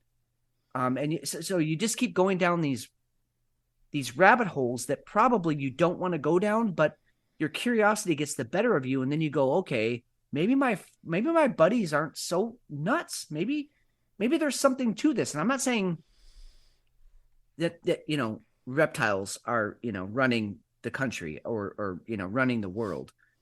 I'm not going that far. That's not what I'm saying. What I'm saying is that there is something nefarious going on at the highest levels of government, of society, of Hollywood, which I know we're going to get into in a bit here with Mel Gibson. And there's enough people out there standing up and being counted where you can't just say, oh, that's a whack job. Oh, that's an idiot. Oh, he doesn't know what he's talking about. You have to start paying attention to these things. And it looks like there's a pedophilia racket going on in the world, on the planet. Well, apparently it's a $32 billion industry. There you go. Let's listen to this article from the Wall Street Journal. Instagram connects vast pedophile network. The Meta Unit systems for fostering communities have guided users to child sex content. Company says it is improving internal controls. By Jeff Horwitz and Catherine Blunt. June 7, 2023, 7:05 a.m. Eastern Time. Instagram, the popular social media site owned by Meta Platforms, helps connect and promote a vast network of accounts openly devoted to the commission and purchase of underage sex content, according to investigations by the Wall Street Journal and researchers at Stanford University and the University of Massachusetts Amherst. Pedophiles have long used the internet, but unlike the forums and file transfer services that cater to people who have interest in illicit content, Instagram doesn't merely host these activities. Its algorithms promote them. Instagram connects pedophiles and guides them to content sellers via recommendation systems that excel at linking those who share niche interests, the journal and the academic researchers found. Though out of sight for most on the platform, the sexualized accounts on Instagram are brazen about their interest. The researchers found that Instagram enabled people to search explicit hashtags, such as hashtag pedowhore and hashtag preteen sex, and connected them to accounts that used the terms to advertise child sex material for sale. Such accounts often claim to be run by the children themselves and use overtly sexual handles incorporating words such as little slut for you. Instagram accounts offering to sell illicit sex material generally don't publish it openly, instead posting menus of content. Certain accounts invite buyers to commission specific acts. Some menus include prices for videos of children harming themselves and imagery of the minor performing sexual acts with animals, researchers at the Stanford Internet Observatory found. At the right price, children are available for in-person meetups. The promotion of underage sex content violates rules established by Meta as well as federal law. So that's absolutely fucking disgusting. That's Wall Street Journal. That'll be in show notes if you guys want to listen to it or look at it. It's that's from June 7th. What the fuck? And Meta's okay with this. Meta, who was adamant about making sure that scientific analysis was filtered and censored. Yep. On Facebook. Can't say anything about the vax. Yep. You can't talk shit about COVID and the vax. You can't produce an alternative theory or any kind of legitimate evidence is perfectly fine going ahead and letting this shit stay out there. And to this day, Zuckerberg hasn't said shit. No, in fact, shit. There was a sitting U.S. senator who wanted to bring him into Congress to testify. And there was no comment from his lawyers, and they enacted some sort of, I have a barrier as a corporate CEO, so I don't have to show up to your hearing. And so he didn't show up. But he's been there for other shit. issues. Oh, yeah. He's been Oh, there yeah. for censorship. He's been there for the COVID information stuff. Yep. This one he's going to duck. No, he doesn't want to show up for this, because this, you don't. This is my personal feeling. Again, this just Fitz' opinion. I don't feel like he can walk away from this one unscathed. The other ones, he's been able to say, well, the FBI approached me and wanted me to do these things, the CIA, blah blah blah. And so I was coerced by the government. So you can walk away from that. This one, no one's coercing this. You're complacent in it. Yeah, exactly. It's existing and you're not doing anything about it, which is almost worse.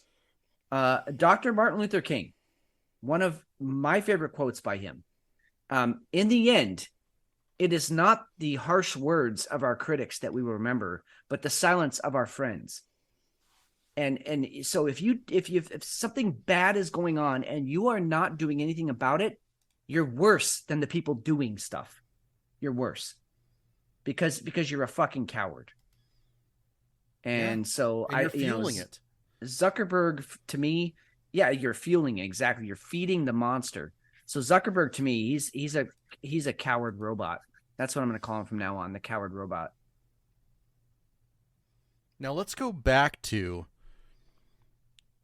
the fear that was spread by the government about technology and big business.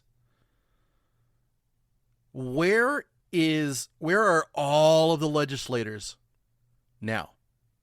Nowhere. Nobody has a fucking thing to say. Not a goddamn thing. You know, okay, I'm going to throw this out there. Whoever is running the account Unusual Whales, you are a master at finding out whose financial records are going where. If you are listening and you're out there, could you please find out the senators that were, as McShane just said, against big tech and against their collusion with the COVID scam, the vax scam, all of it. Could you find out if those people received a bribery of some sort, a payment of some sort? Because that's the only explanation I've got for how quiet these people have gone when it comes to something like big tech involving themselves in pedophilia. I mean, what other explanation do you have other than they've been paid off? It's just, that's how deep the game is rigged. That's what I keep coming back to. That's how deep the game is rigged. We do have a Hefe sighting, just so we're all clear that we are railing against the pedophilia rings, and Hefe shows up with a huge announcement of how much money he's made. Well, I have good news. Okay. He doubled. I haven't lost any of that $10. Jesus.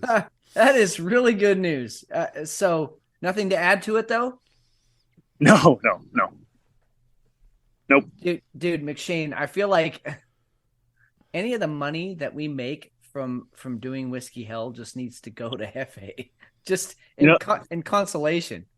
I kind of like it. We should set up a Hefe tip jar. Oh my God, yes. I'll GoFundMe. do that this week. A GoFundMe for Hefe. So I got a funny story actually about my worst night ever. All right. There was once when I was on Graveyard and I was working 2 jobs, so I had to sneak naps in wherever I could. And I was supposed to be here at 10 o'clock. And I laid down at like 6:30 and just slept right through my alarm. And so my phone is going off and I finally answer it. I finally wake up and answer it at like 12:30. And they're like, "You're supposed to be at work." So I jump out of bed and I drive to work. And I get here like 1:30. And so I worked 1:30 to 8 and I made nothing. Right? Ooh. So you'd think that would be my worst night ever. You'd be wrong. Because my worst night ever So before we used to have a mandatory tip out. 10% of our tokes of the night would go to our bosses, our floor people. Right. That was part of their pay. Yep. So I made $5 one night, and I went to the cage, and it's customary to tip the girls that count the chips up, to tip them something. And so I put my box up there and I said, it's $5, just you can keep it. So she opened it up, dumped it out as one red chip. So I said, just keep it, whatever. But the thing is that they take the 10% anyway. So I made negative 50 cents that night. Oh my God. That's my worst night ever. Yikes. I'm sorry, dude. I know you've had some good nights. I know you've had some nights that make it all worth it, but fuck, these nights almost make you want to just tear your hair out and get the fuck out. Yeah, well, it's going to get better. I don't know how much better, but I mean, I opened up a table in our pit one, which is our weekend pit, and it was just dead over there, more dead than usual. So I just did a whole lot of standing around, and just now I got off of craps and roulette, which never really pays anything. So it's going to get better. I'm going to the good tables, but it just doesn't seem like it's going to get much better. But yeah, you're right. It's the good nights throughout the year. They outweigh the bad ones, I guess. Doesn't feel like it, but it's all right. I'll be all right. So, have you ever thought about pole dancing while you're dealing I at seem a dead table? I seem to remember a very particular night in which we all competed in a boxer contest, and Hefe, you came into the top 3 on that one. Doesn't ring a bell. You lie. You're a liar. Fifth in state. Yeah. Bullshit. I came in 92nd in a class of 6. No, Yep. there was 4 of us, and Hefe, you came in 3rd, and I think you were shortchanged. Well, there was a ringer. There was a ringer, okay, and I had a tattoo. That was the only thing that got me 2nd. And also the fact that I was willing to shake things that probably shouldn't have been shook. But you came in 3rd, and I think if you were to work on your dancing skills, flash the smile. Well, you remember that guy, right? You remember how back in the back before we came up, and we were like, "Who's going first?" And he's like, "Oh, I don't want to go first. I want to go last." We're like, "Oh, this poor little guy, he's shot." And then he took off his shirt, and we were like, "Okay, it's a fucking Chippendale." Yeah, he was a Chippendale. He not only was he fucking ripped, he could dance, and he was rubbing things on people, and we were all trying to be good guys and not like approach anybody, But so either way, I think I had my feet boxers on that night. Your feet? No, I thought that was the night you gave your boxers to one of the ladies. No, that was a different night. that was at that one bar that was like an 80s bar. Yeah, it used to be a carpet store, and they converted it. Remember that? No, it was right off of Scottsdale Road, right across from Flicka's. Right across from Flicka's, exactly. Oh, and it used to be what was that called? I got kicked out of there. Oh well, yeah. No. Dude, I still. Do you remember Bourbon Street getting kicked out of there, Steve? Allegedly, yes. I was blackout drunk. Which time? Well, this is the time I'm thinking. There was at least 2 times that I got kicked out of Bourbon Street. That place I got kicked out of after I refused to take my hat off. Yeah, well, that's the thing is I took mine off and my sunglasses and I set them on the table, and then you got kicked out, and I went out with you and I was like, oh, I forgot my stuff. I went back in there. I was like, hey, I left my sunglasses and hat on the table, and the guy's like, no, there's nothing there. Like, oh, that's how we're gonna play this. Yeah. Fucking dicks. So Yeah. Well, I appreciate your paying for my puking under the table, and I still blame M Dub. Oh, I definitely blame M Dub. we can always blame him. Yeah. Well, yeah, but M-Dub also did it. that day in particular, he, you know that friend that you're like, you know what, dude, I'm done drinking. He's like, no, you're not. Fuck you. You're a pussy. I'm buying you another beer, and you feel obligated. And he didn't just buy you a beer. He put you over the top. Clearly. Bastards. It was arrogant bastard. Yeah. You were already drunk, and he overloaded you with arrogant bastard, and so M Dub's to blame for that. And I'm not saying, I mean, And it was a capacity thing. It wasn't even too drunk. It was a capacity thing. I have actually drank too much liquid. So I apologize. I still owe you a pair of sunglasses, I guess. Well, the hat. I like the hat. It was a Michigan State hat, and I loved that hat. All right. Well, we'll see if we can find you another Michigan State hat. It was all green. Do you guys remember when we were going to go to Vegas and I finally convinced M-Dub to go? I was like, dude, M-Dub he didn't show up. Well, I bought him a fucking plane ticket. That's and right. He still didn't show up. Yeah. Well, he was also the master of the no-show, period. He would always say he was going to do something and then he doesn't show up. And the disappearing act. Like, we'd be all partying at the house. Oh, he would Irish out all the time. Yes. Everybody would be having a good time and he'd just fucking disappear. When he decided it was time to go home, he wasn't getting a ride, nothing. He was just poof, gone. No, he would be like, all right, I'm going to go get another beer, and then gone. Just gone. Even offer to give you one. Anybody want one? Yeah, he'd take your beer with him so he could drink it on his way home while he's driving. Or walking. I'll just never forget the flag football tournament we all had. And M-Dub shows up, late and hungover. And but he shows up just, I don't know, you guys don't know what I mean. He just looked the part. He looked like Wesley Snipes from White Men Can't Jump. Yeah, exactly. So he shows up like looking the part. And we were playing this team we'd never played before. I mean, it was just a huge tournament. So it was a bunch of guys you never saw before. And Hefe calls the play, and it's me to run like a post or something. And I hear the guys across our opponents. They're like, hey, he looks like the fast one. And they point at M-Dub.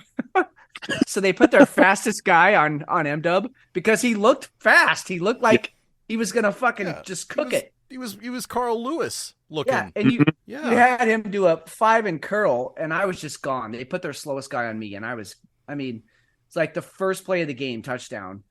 And we get back to the huddle, and M-Dub's like, I'm glad I could make it as a decoy. We're like, yep.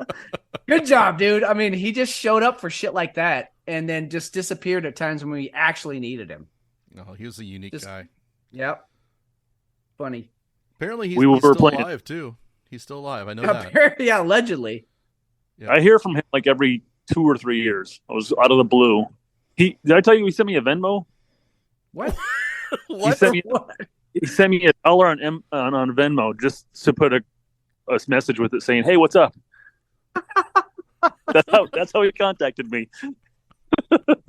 That is so believable. That is so M-Dub. The same goddamn number you've had for fucking years, and your name isn't exactly common either. Yeah. Oh God. Oh, that's funny. Exactly right. That does not surprise me.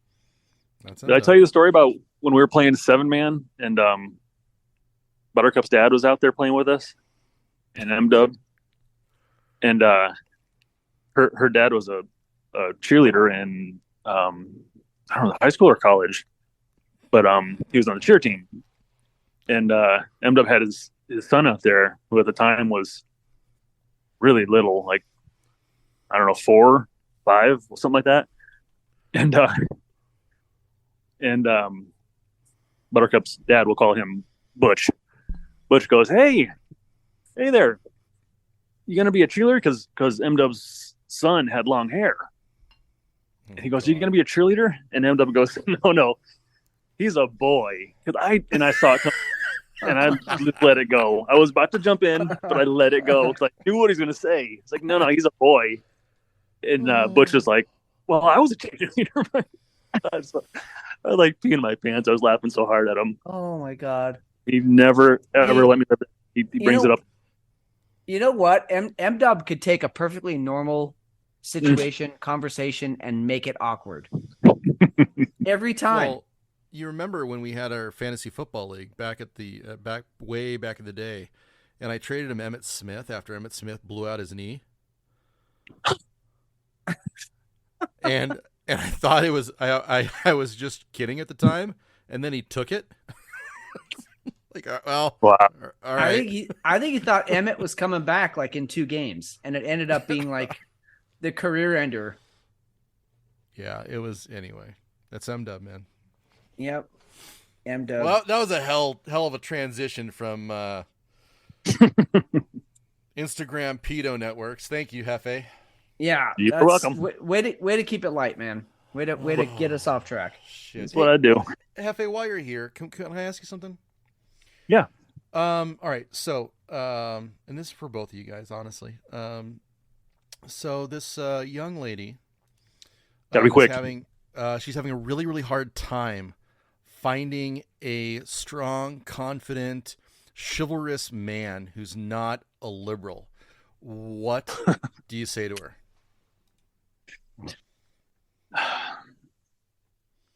Oh my God. No, wasn't as a she liberal woman?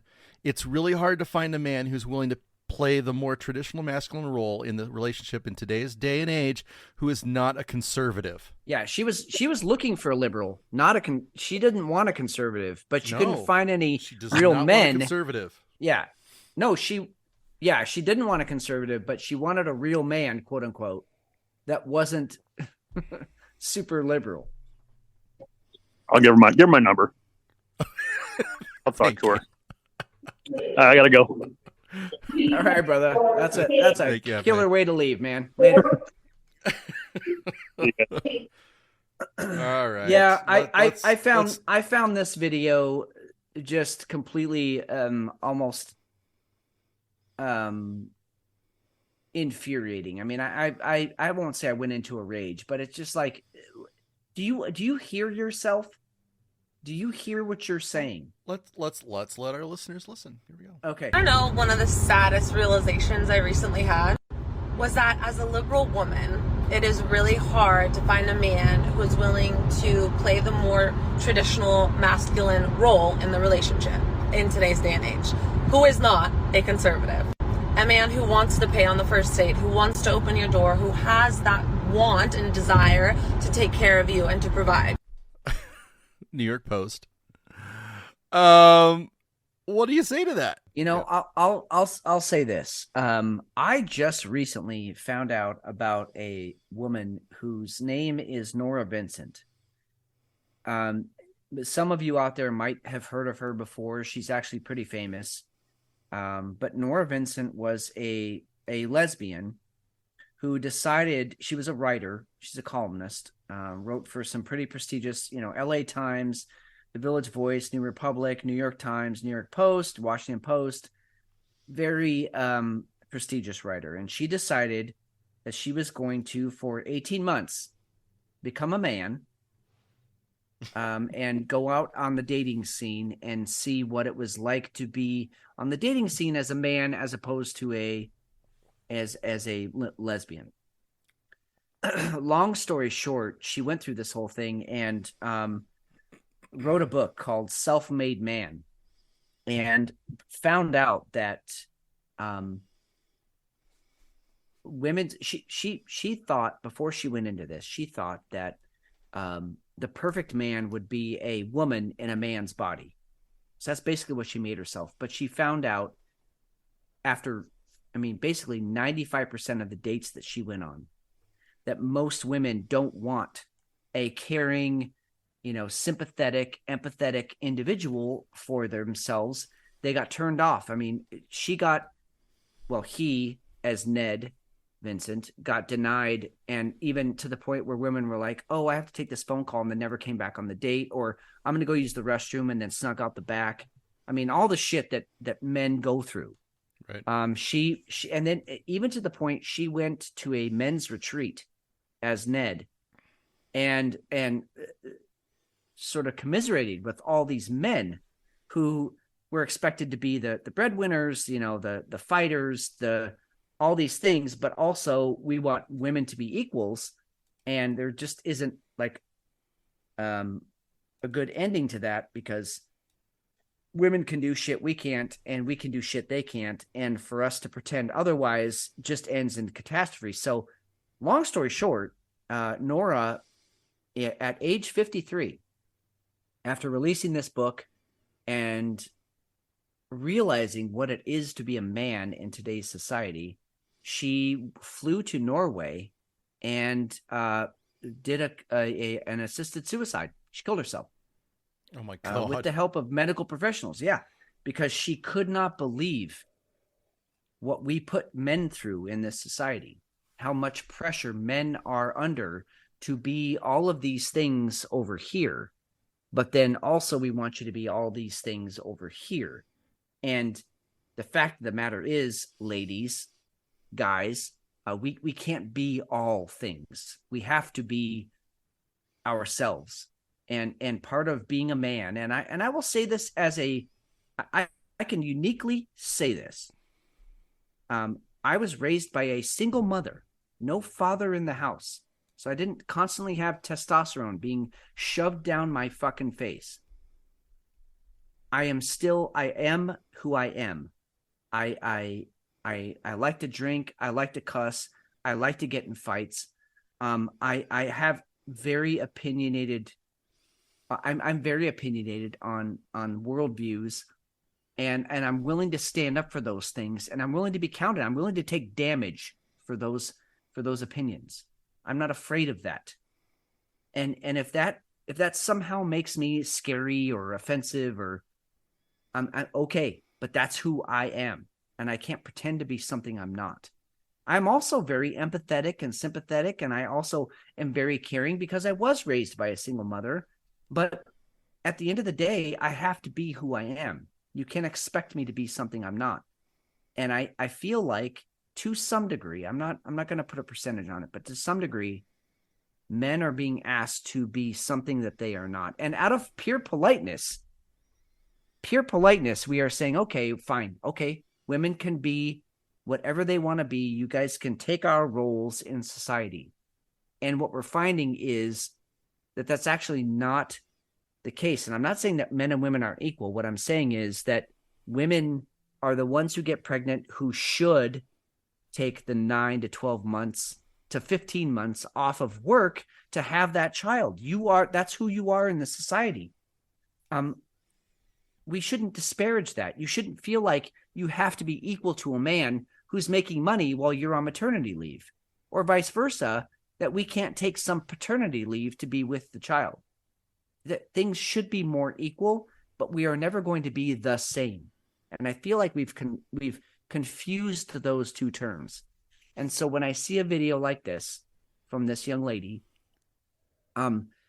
she's been deceived. She's been lied to or joked into thinking that men are going to be exactly like her personality, but also be, giant, ripped, 6'3", and make $200,000 a year. And I'm sorry, but those guys just aren't out there. And take charge. And exactly. And hold your hand while you're going through it. This isn't to dismiss that we shouldn't be assholes. Right. Because chivalry is a thing. I think it's dying. I think it's to the point where we don't. It's harder. Why be chivalrous when you're going to get shit on?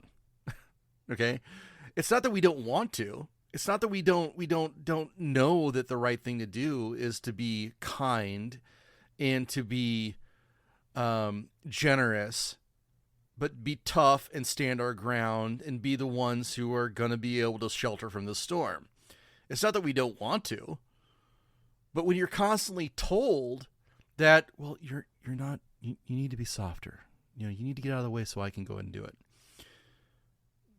You don't get it both ways. No.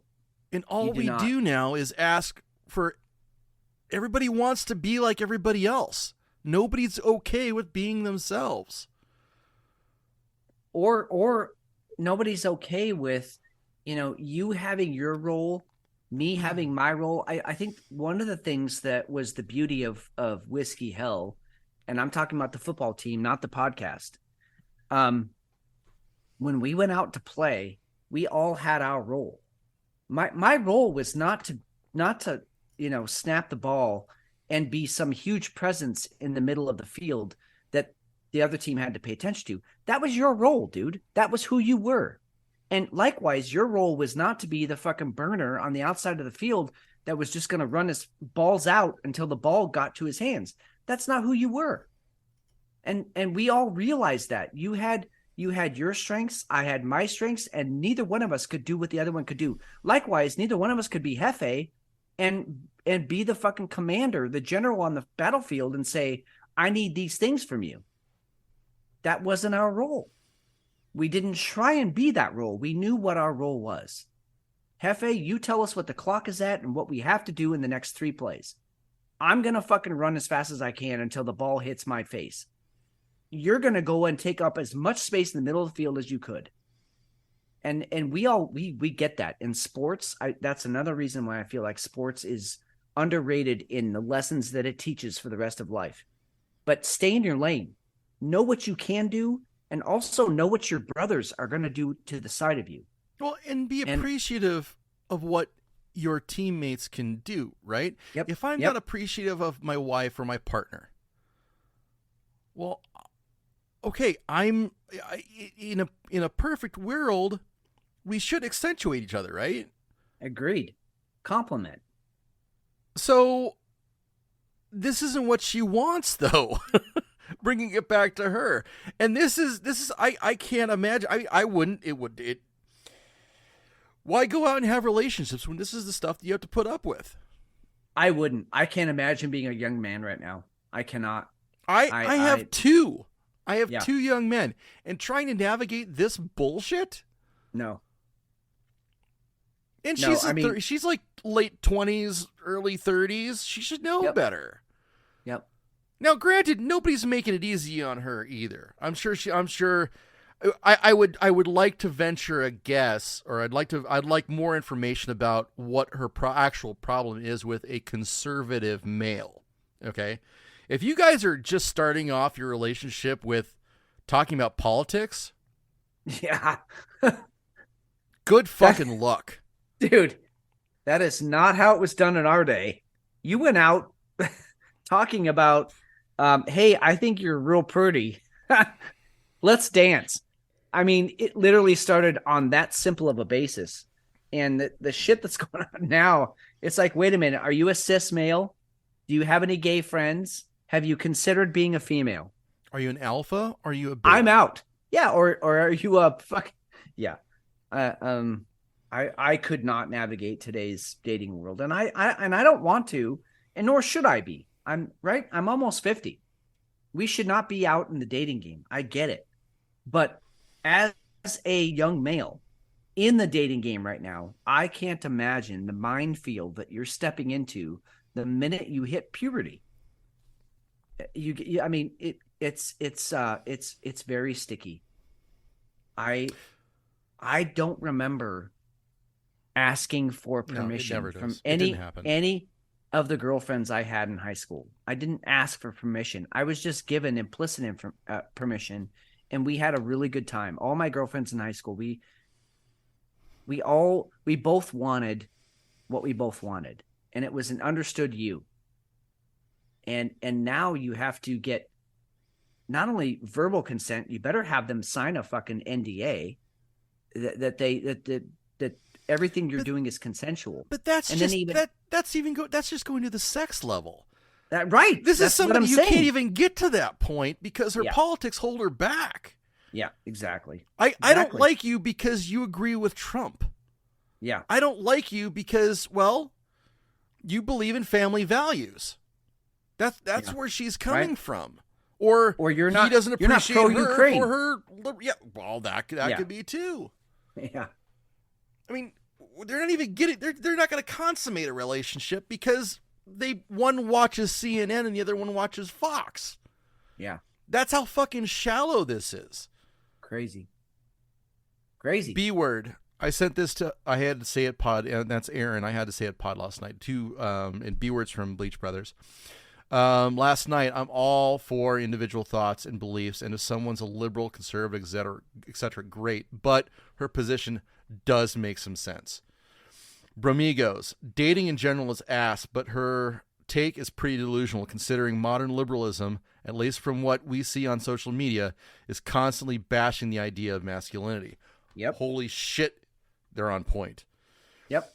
I'm not even gonna get into my point. You guys just I already gave it to you. But you don't get to fucking throttle guys left and right and hate them and then expect us to turn around and come back and go, you know what? Wow. Okay. Hey, we're not a fucking lapdog.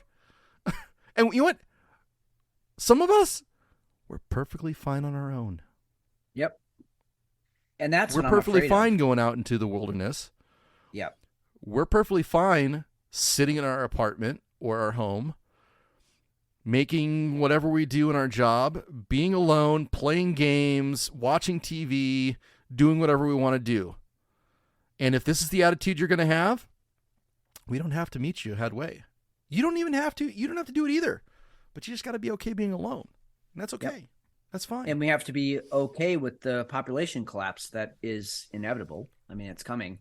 And again, this is one of the sort of, deep little holes that we haven't gone into in this show. But, well, we did a little bit last week, I guess. But, there is not that we don't have overpopulation on this planet. We have a major depopulation problem coming in the next 30 years. I mean, it's bad. And not just in Asia or Europe, here too. We are below the threshold, and it's going to be a bad thing. And it's partially because of the culture we built up that people aren't going to have kids because of they're putting their politics and their morals. I guess morals should be first, but politics definitely shouldn't be. And so we're just not having kids, and so that's okay. That's okay with me. I'm okay with that. So the biggest story of the week was Donald Trump getting indicted.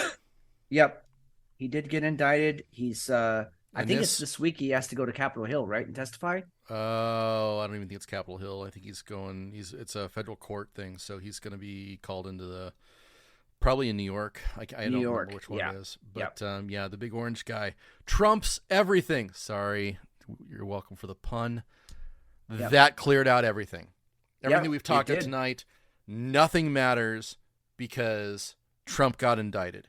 And if you talk to the liberals, you talk to the Democrats, the only thing that they see is that we finally got the orange guy, which you really didn't because this election is going to go on until November next year. And they probably are going to start the trial isn't going to happen probably until 2025. So it's very possible. The thing that I am looking forward to the most, and I'm not a Trumper, I don't give a fuck. Okay. I'm completely removed for it, is that I hope everybody rues the day. And this is a total Sith Lord moment. Your hate makes me stronger. You're going to end up with a criminal and a president. Yep. So enjoy the fucking journey. Yeah. Yeah. Well, and New York, a state that is demanding that illegal immigrants being bused there have to be housed in churches. And, oh, by the way, they also have to be housed in your home. Yes. And if you disagree, you're getting fined. Well, you're getting fined, and wouldn't it be interesting to have that part of your social's credit score? Well, yeah, we're going to get into that in the next probably few weeks with what's coming with the social credit score. Because, by the way, FedNow launched June 1st. FedNow is it launches in July, doesn't it? No, okay. Yes, officially. June 1st was the date that they are starting to I don't know how else to put it. They're starting to impregnate the code into the banking systems so that they have a baseline, a floor, so that when they institute it for all of us, it's all already there. So that programming has already been done. In fact, I got a notice from my credit union, which is scary as fuck because it's a small time little credit union, saying that their computers are going to be down because they were updating to the new FedNow software.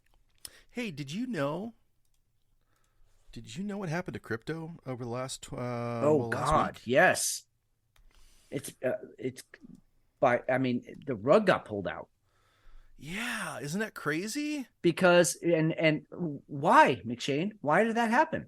Because the SEC went after Coinbase and Binance. Well, what happens when you do that?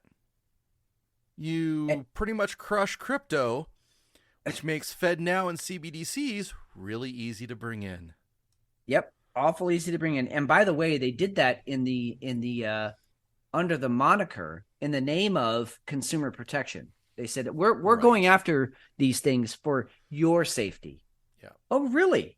So that's why my portfolio is down 38% since Thursday. Yep. Thanks. Yeah, I feel great about this. Thank you for doing that. And then, by the way, FedNow is going to come in from the rear and stick it in whatever fucking hole they want to.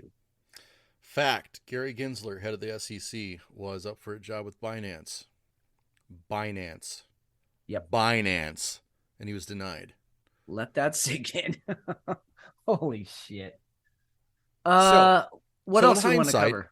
What I was going to say was, because we are at the end of the show now. So what we learned tonight was Biden, there's substantial claims, very substantial, that he took bribes for Ukraine. We've got a pedo network that nobody wants to talk about, and crypto's been destroyed. All while we're talking about a Ukraine dam, UFOs. Oh, Apple had a nice announcement. Yeah, they released their bullshit. New York BlackRock City's bullshit. BlackRock. BlackRock.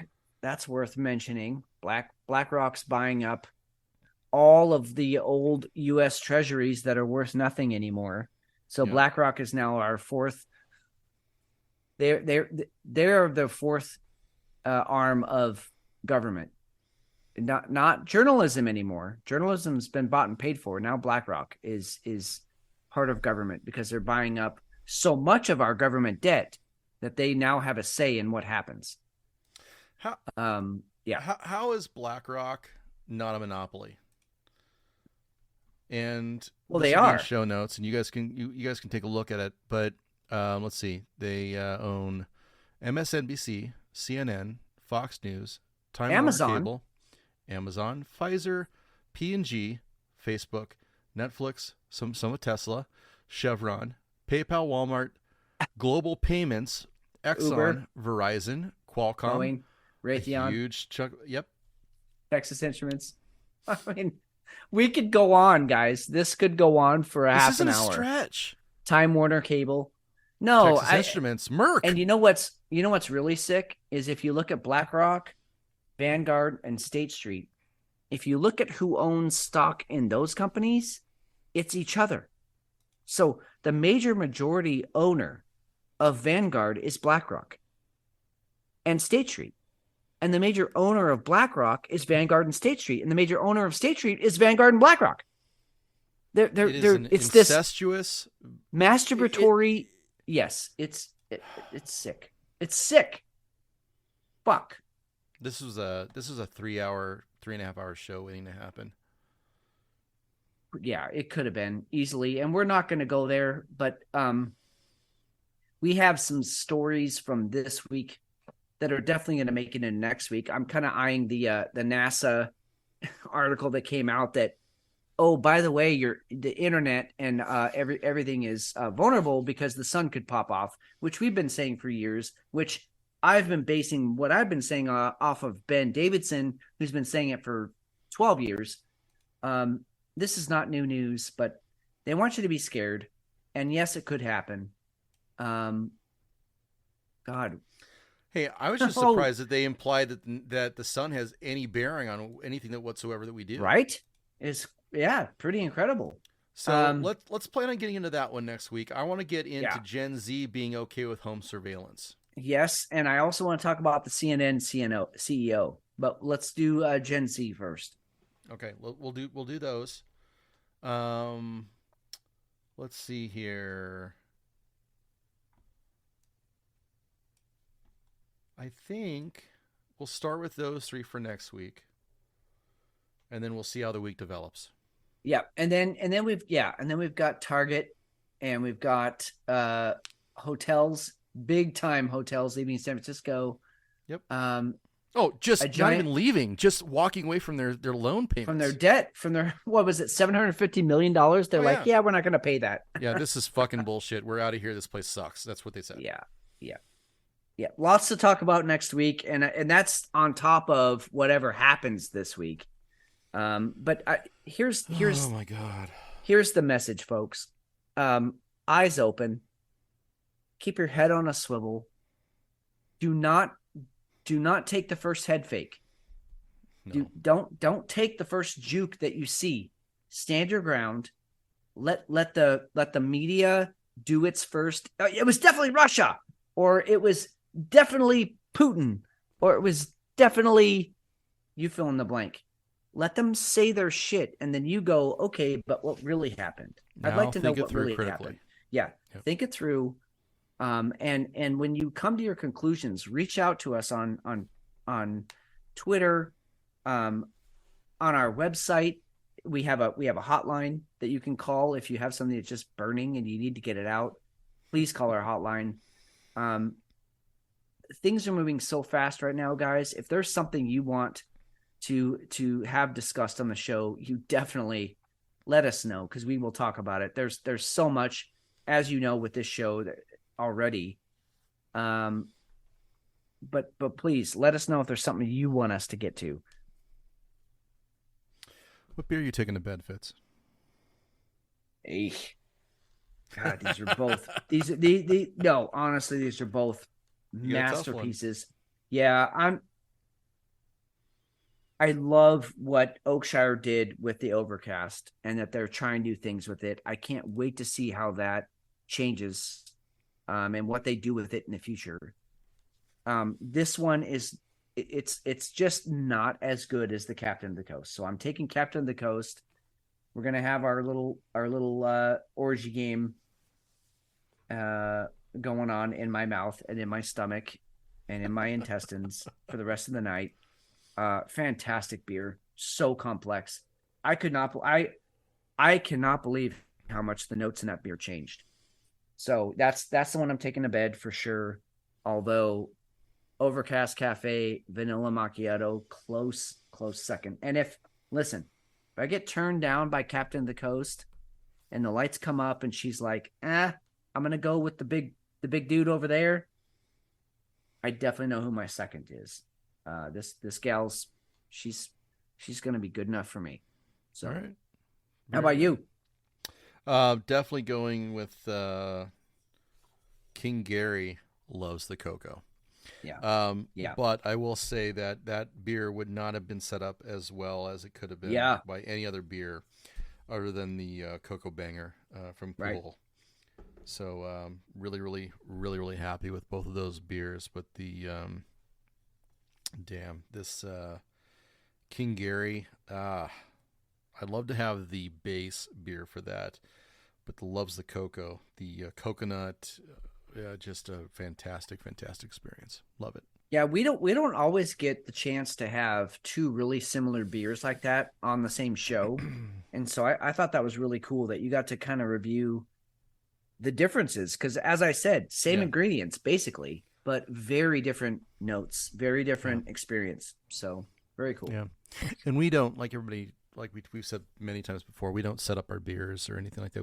We don't time them at all. We don't even know what each others are having when they come into the game. So nope. It's nice when we have stuff line up like that. So that's fun. All right. That is going to wind things up. We appreciate you guys listening. If you want to find us on Twitter, it is at whiskey_hell. Go to whiskeyhellpod.com, the website. And like Fitz said earlier, you can call and leave us feedback. It's 602-834-7937. It will go to voicemail. You can record a message and leave it for us. Even if it's dumb, we will still totally play it on the show. We would love your feedback, though, about any of the subjects, anything you want to hear. You had experiences with a beer that you need us to go out and try and find, let us know. We'll try and find it. I'm Steve McShane. I'm Fitz. Love everybody. We'll talk to you soon.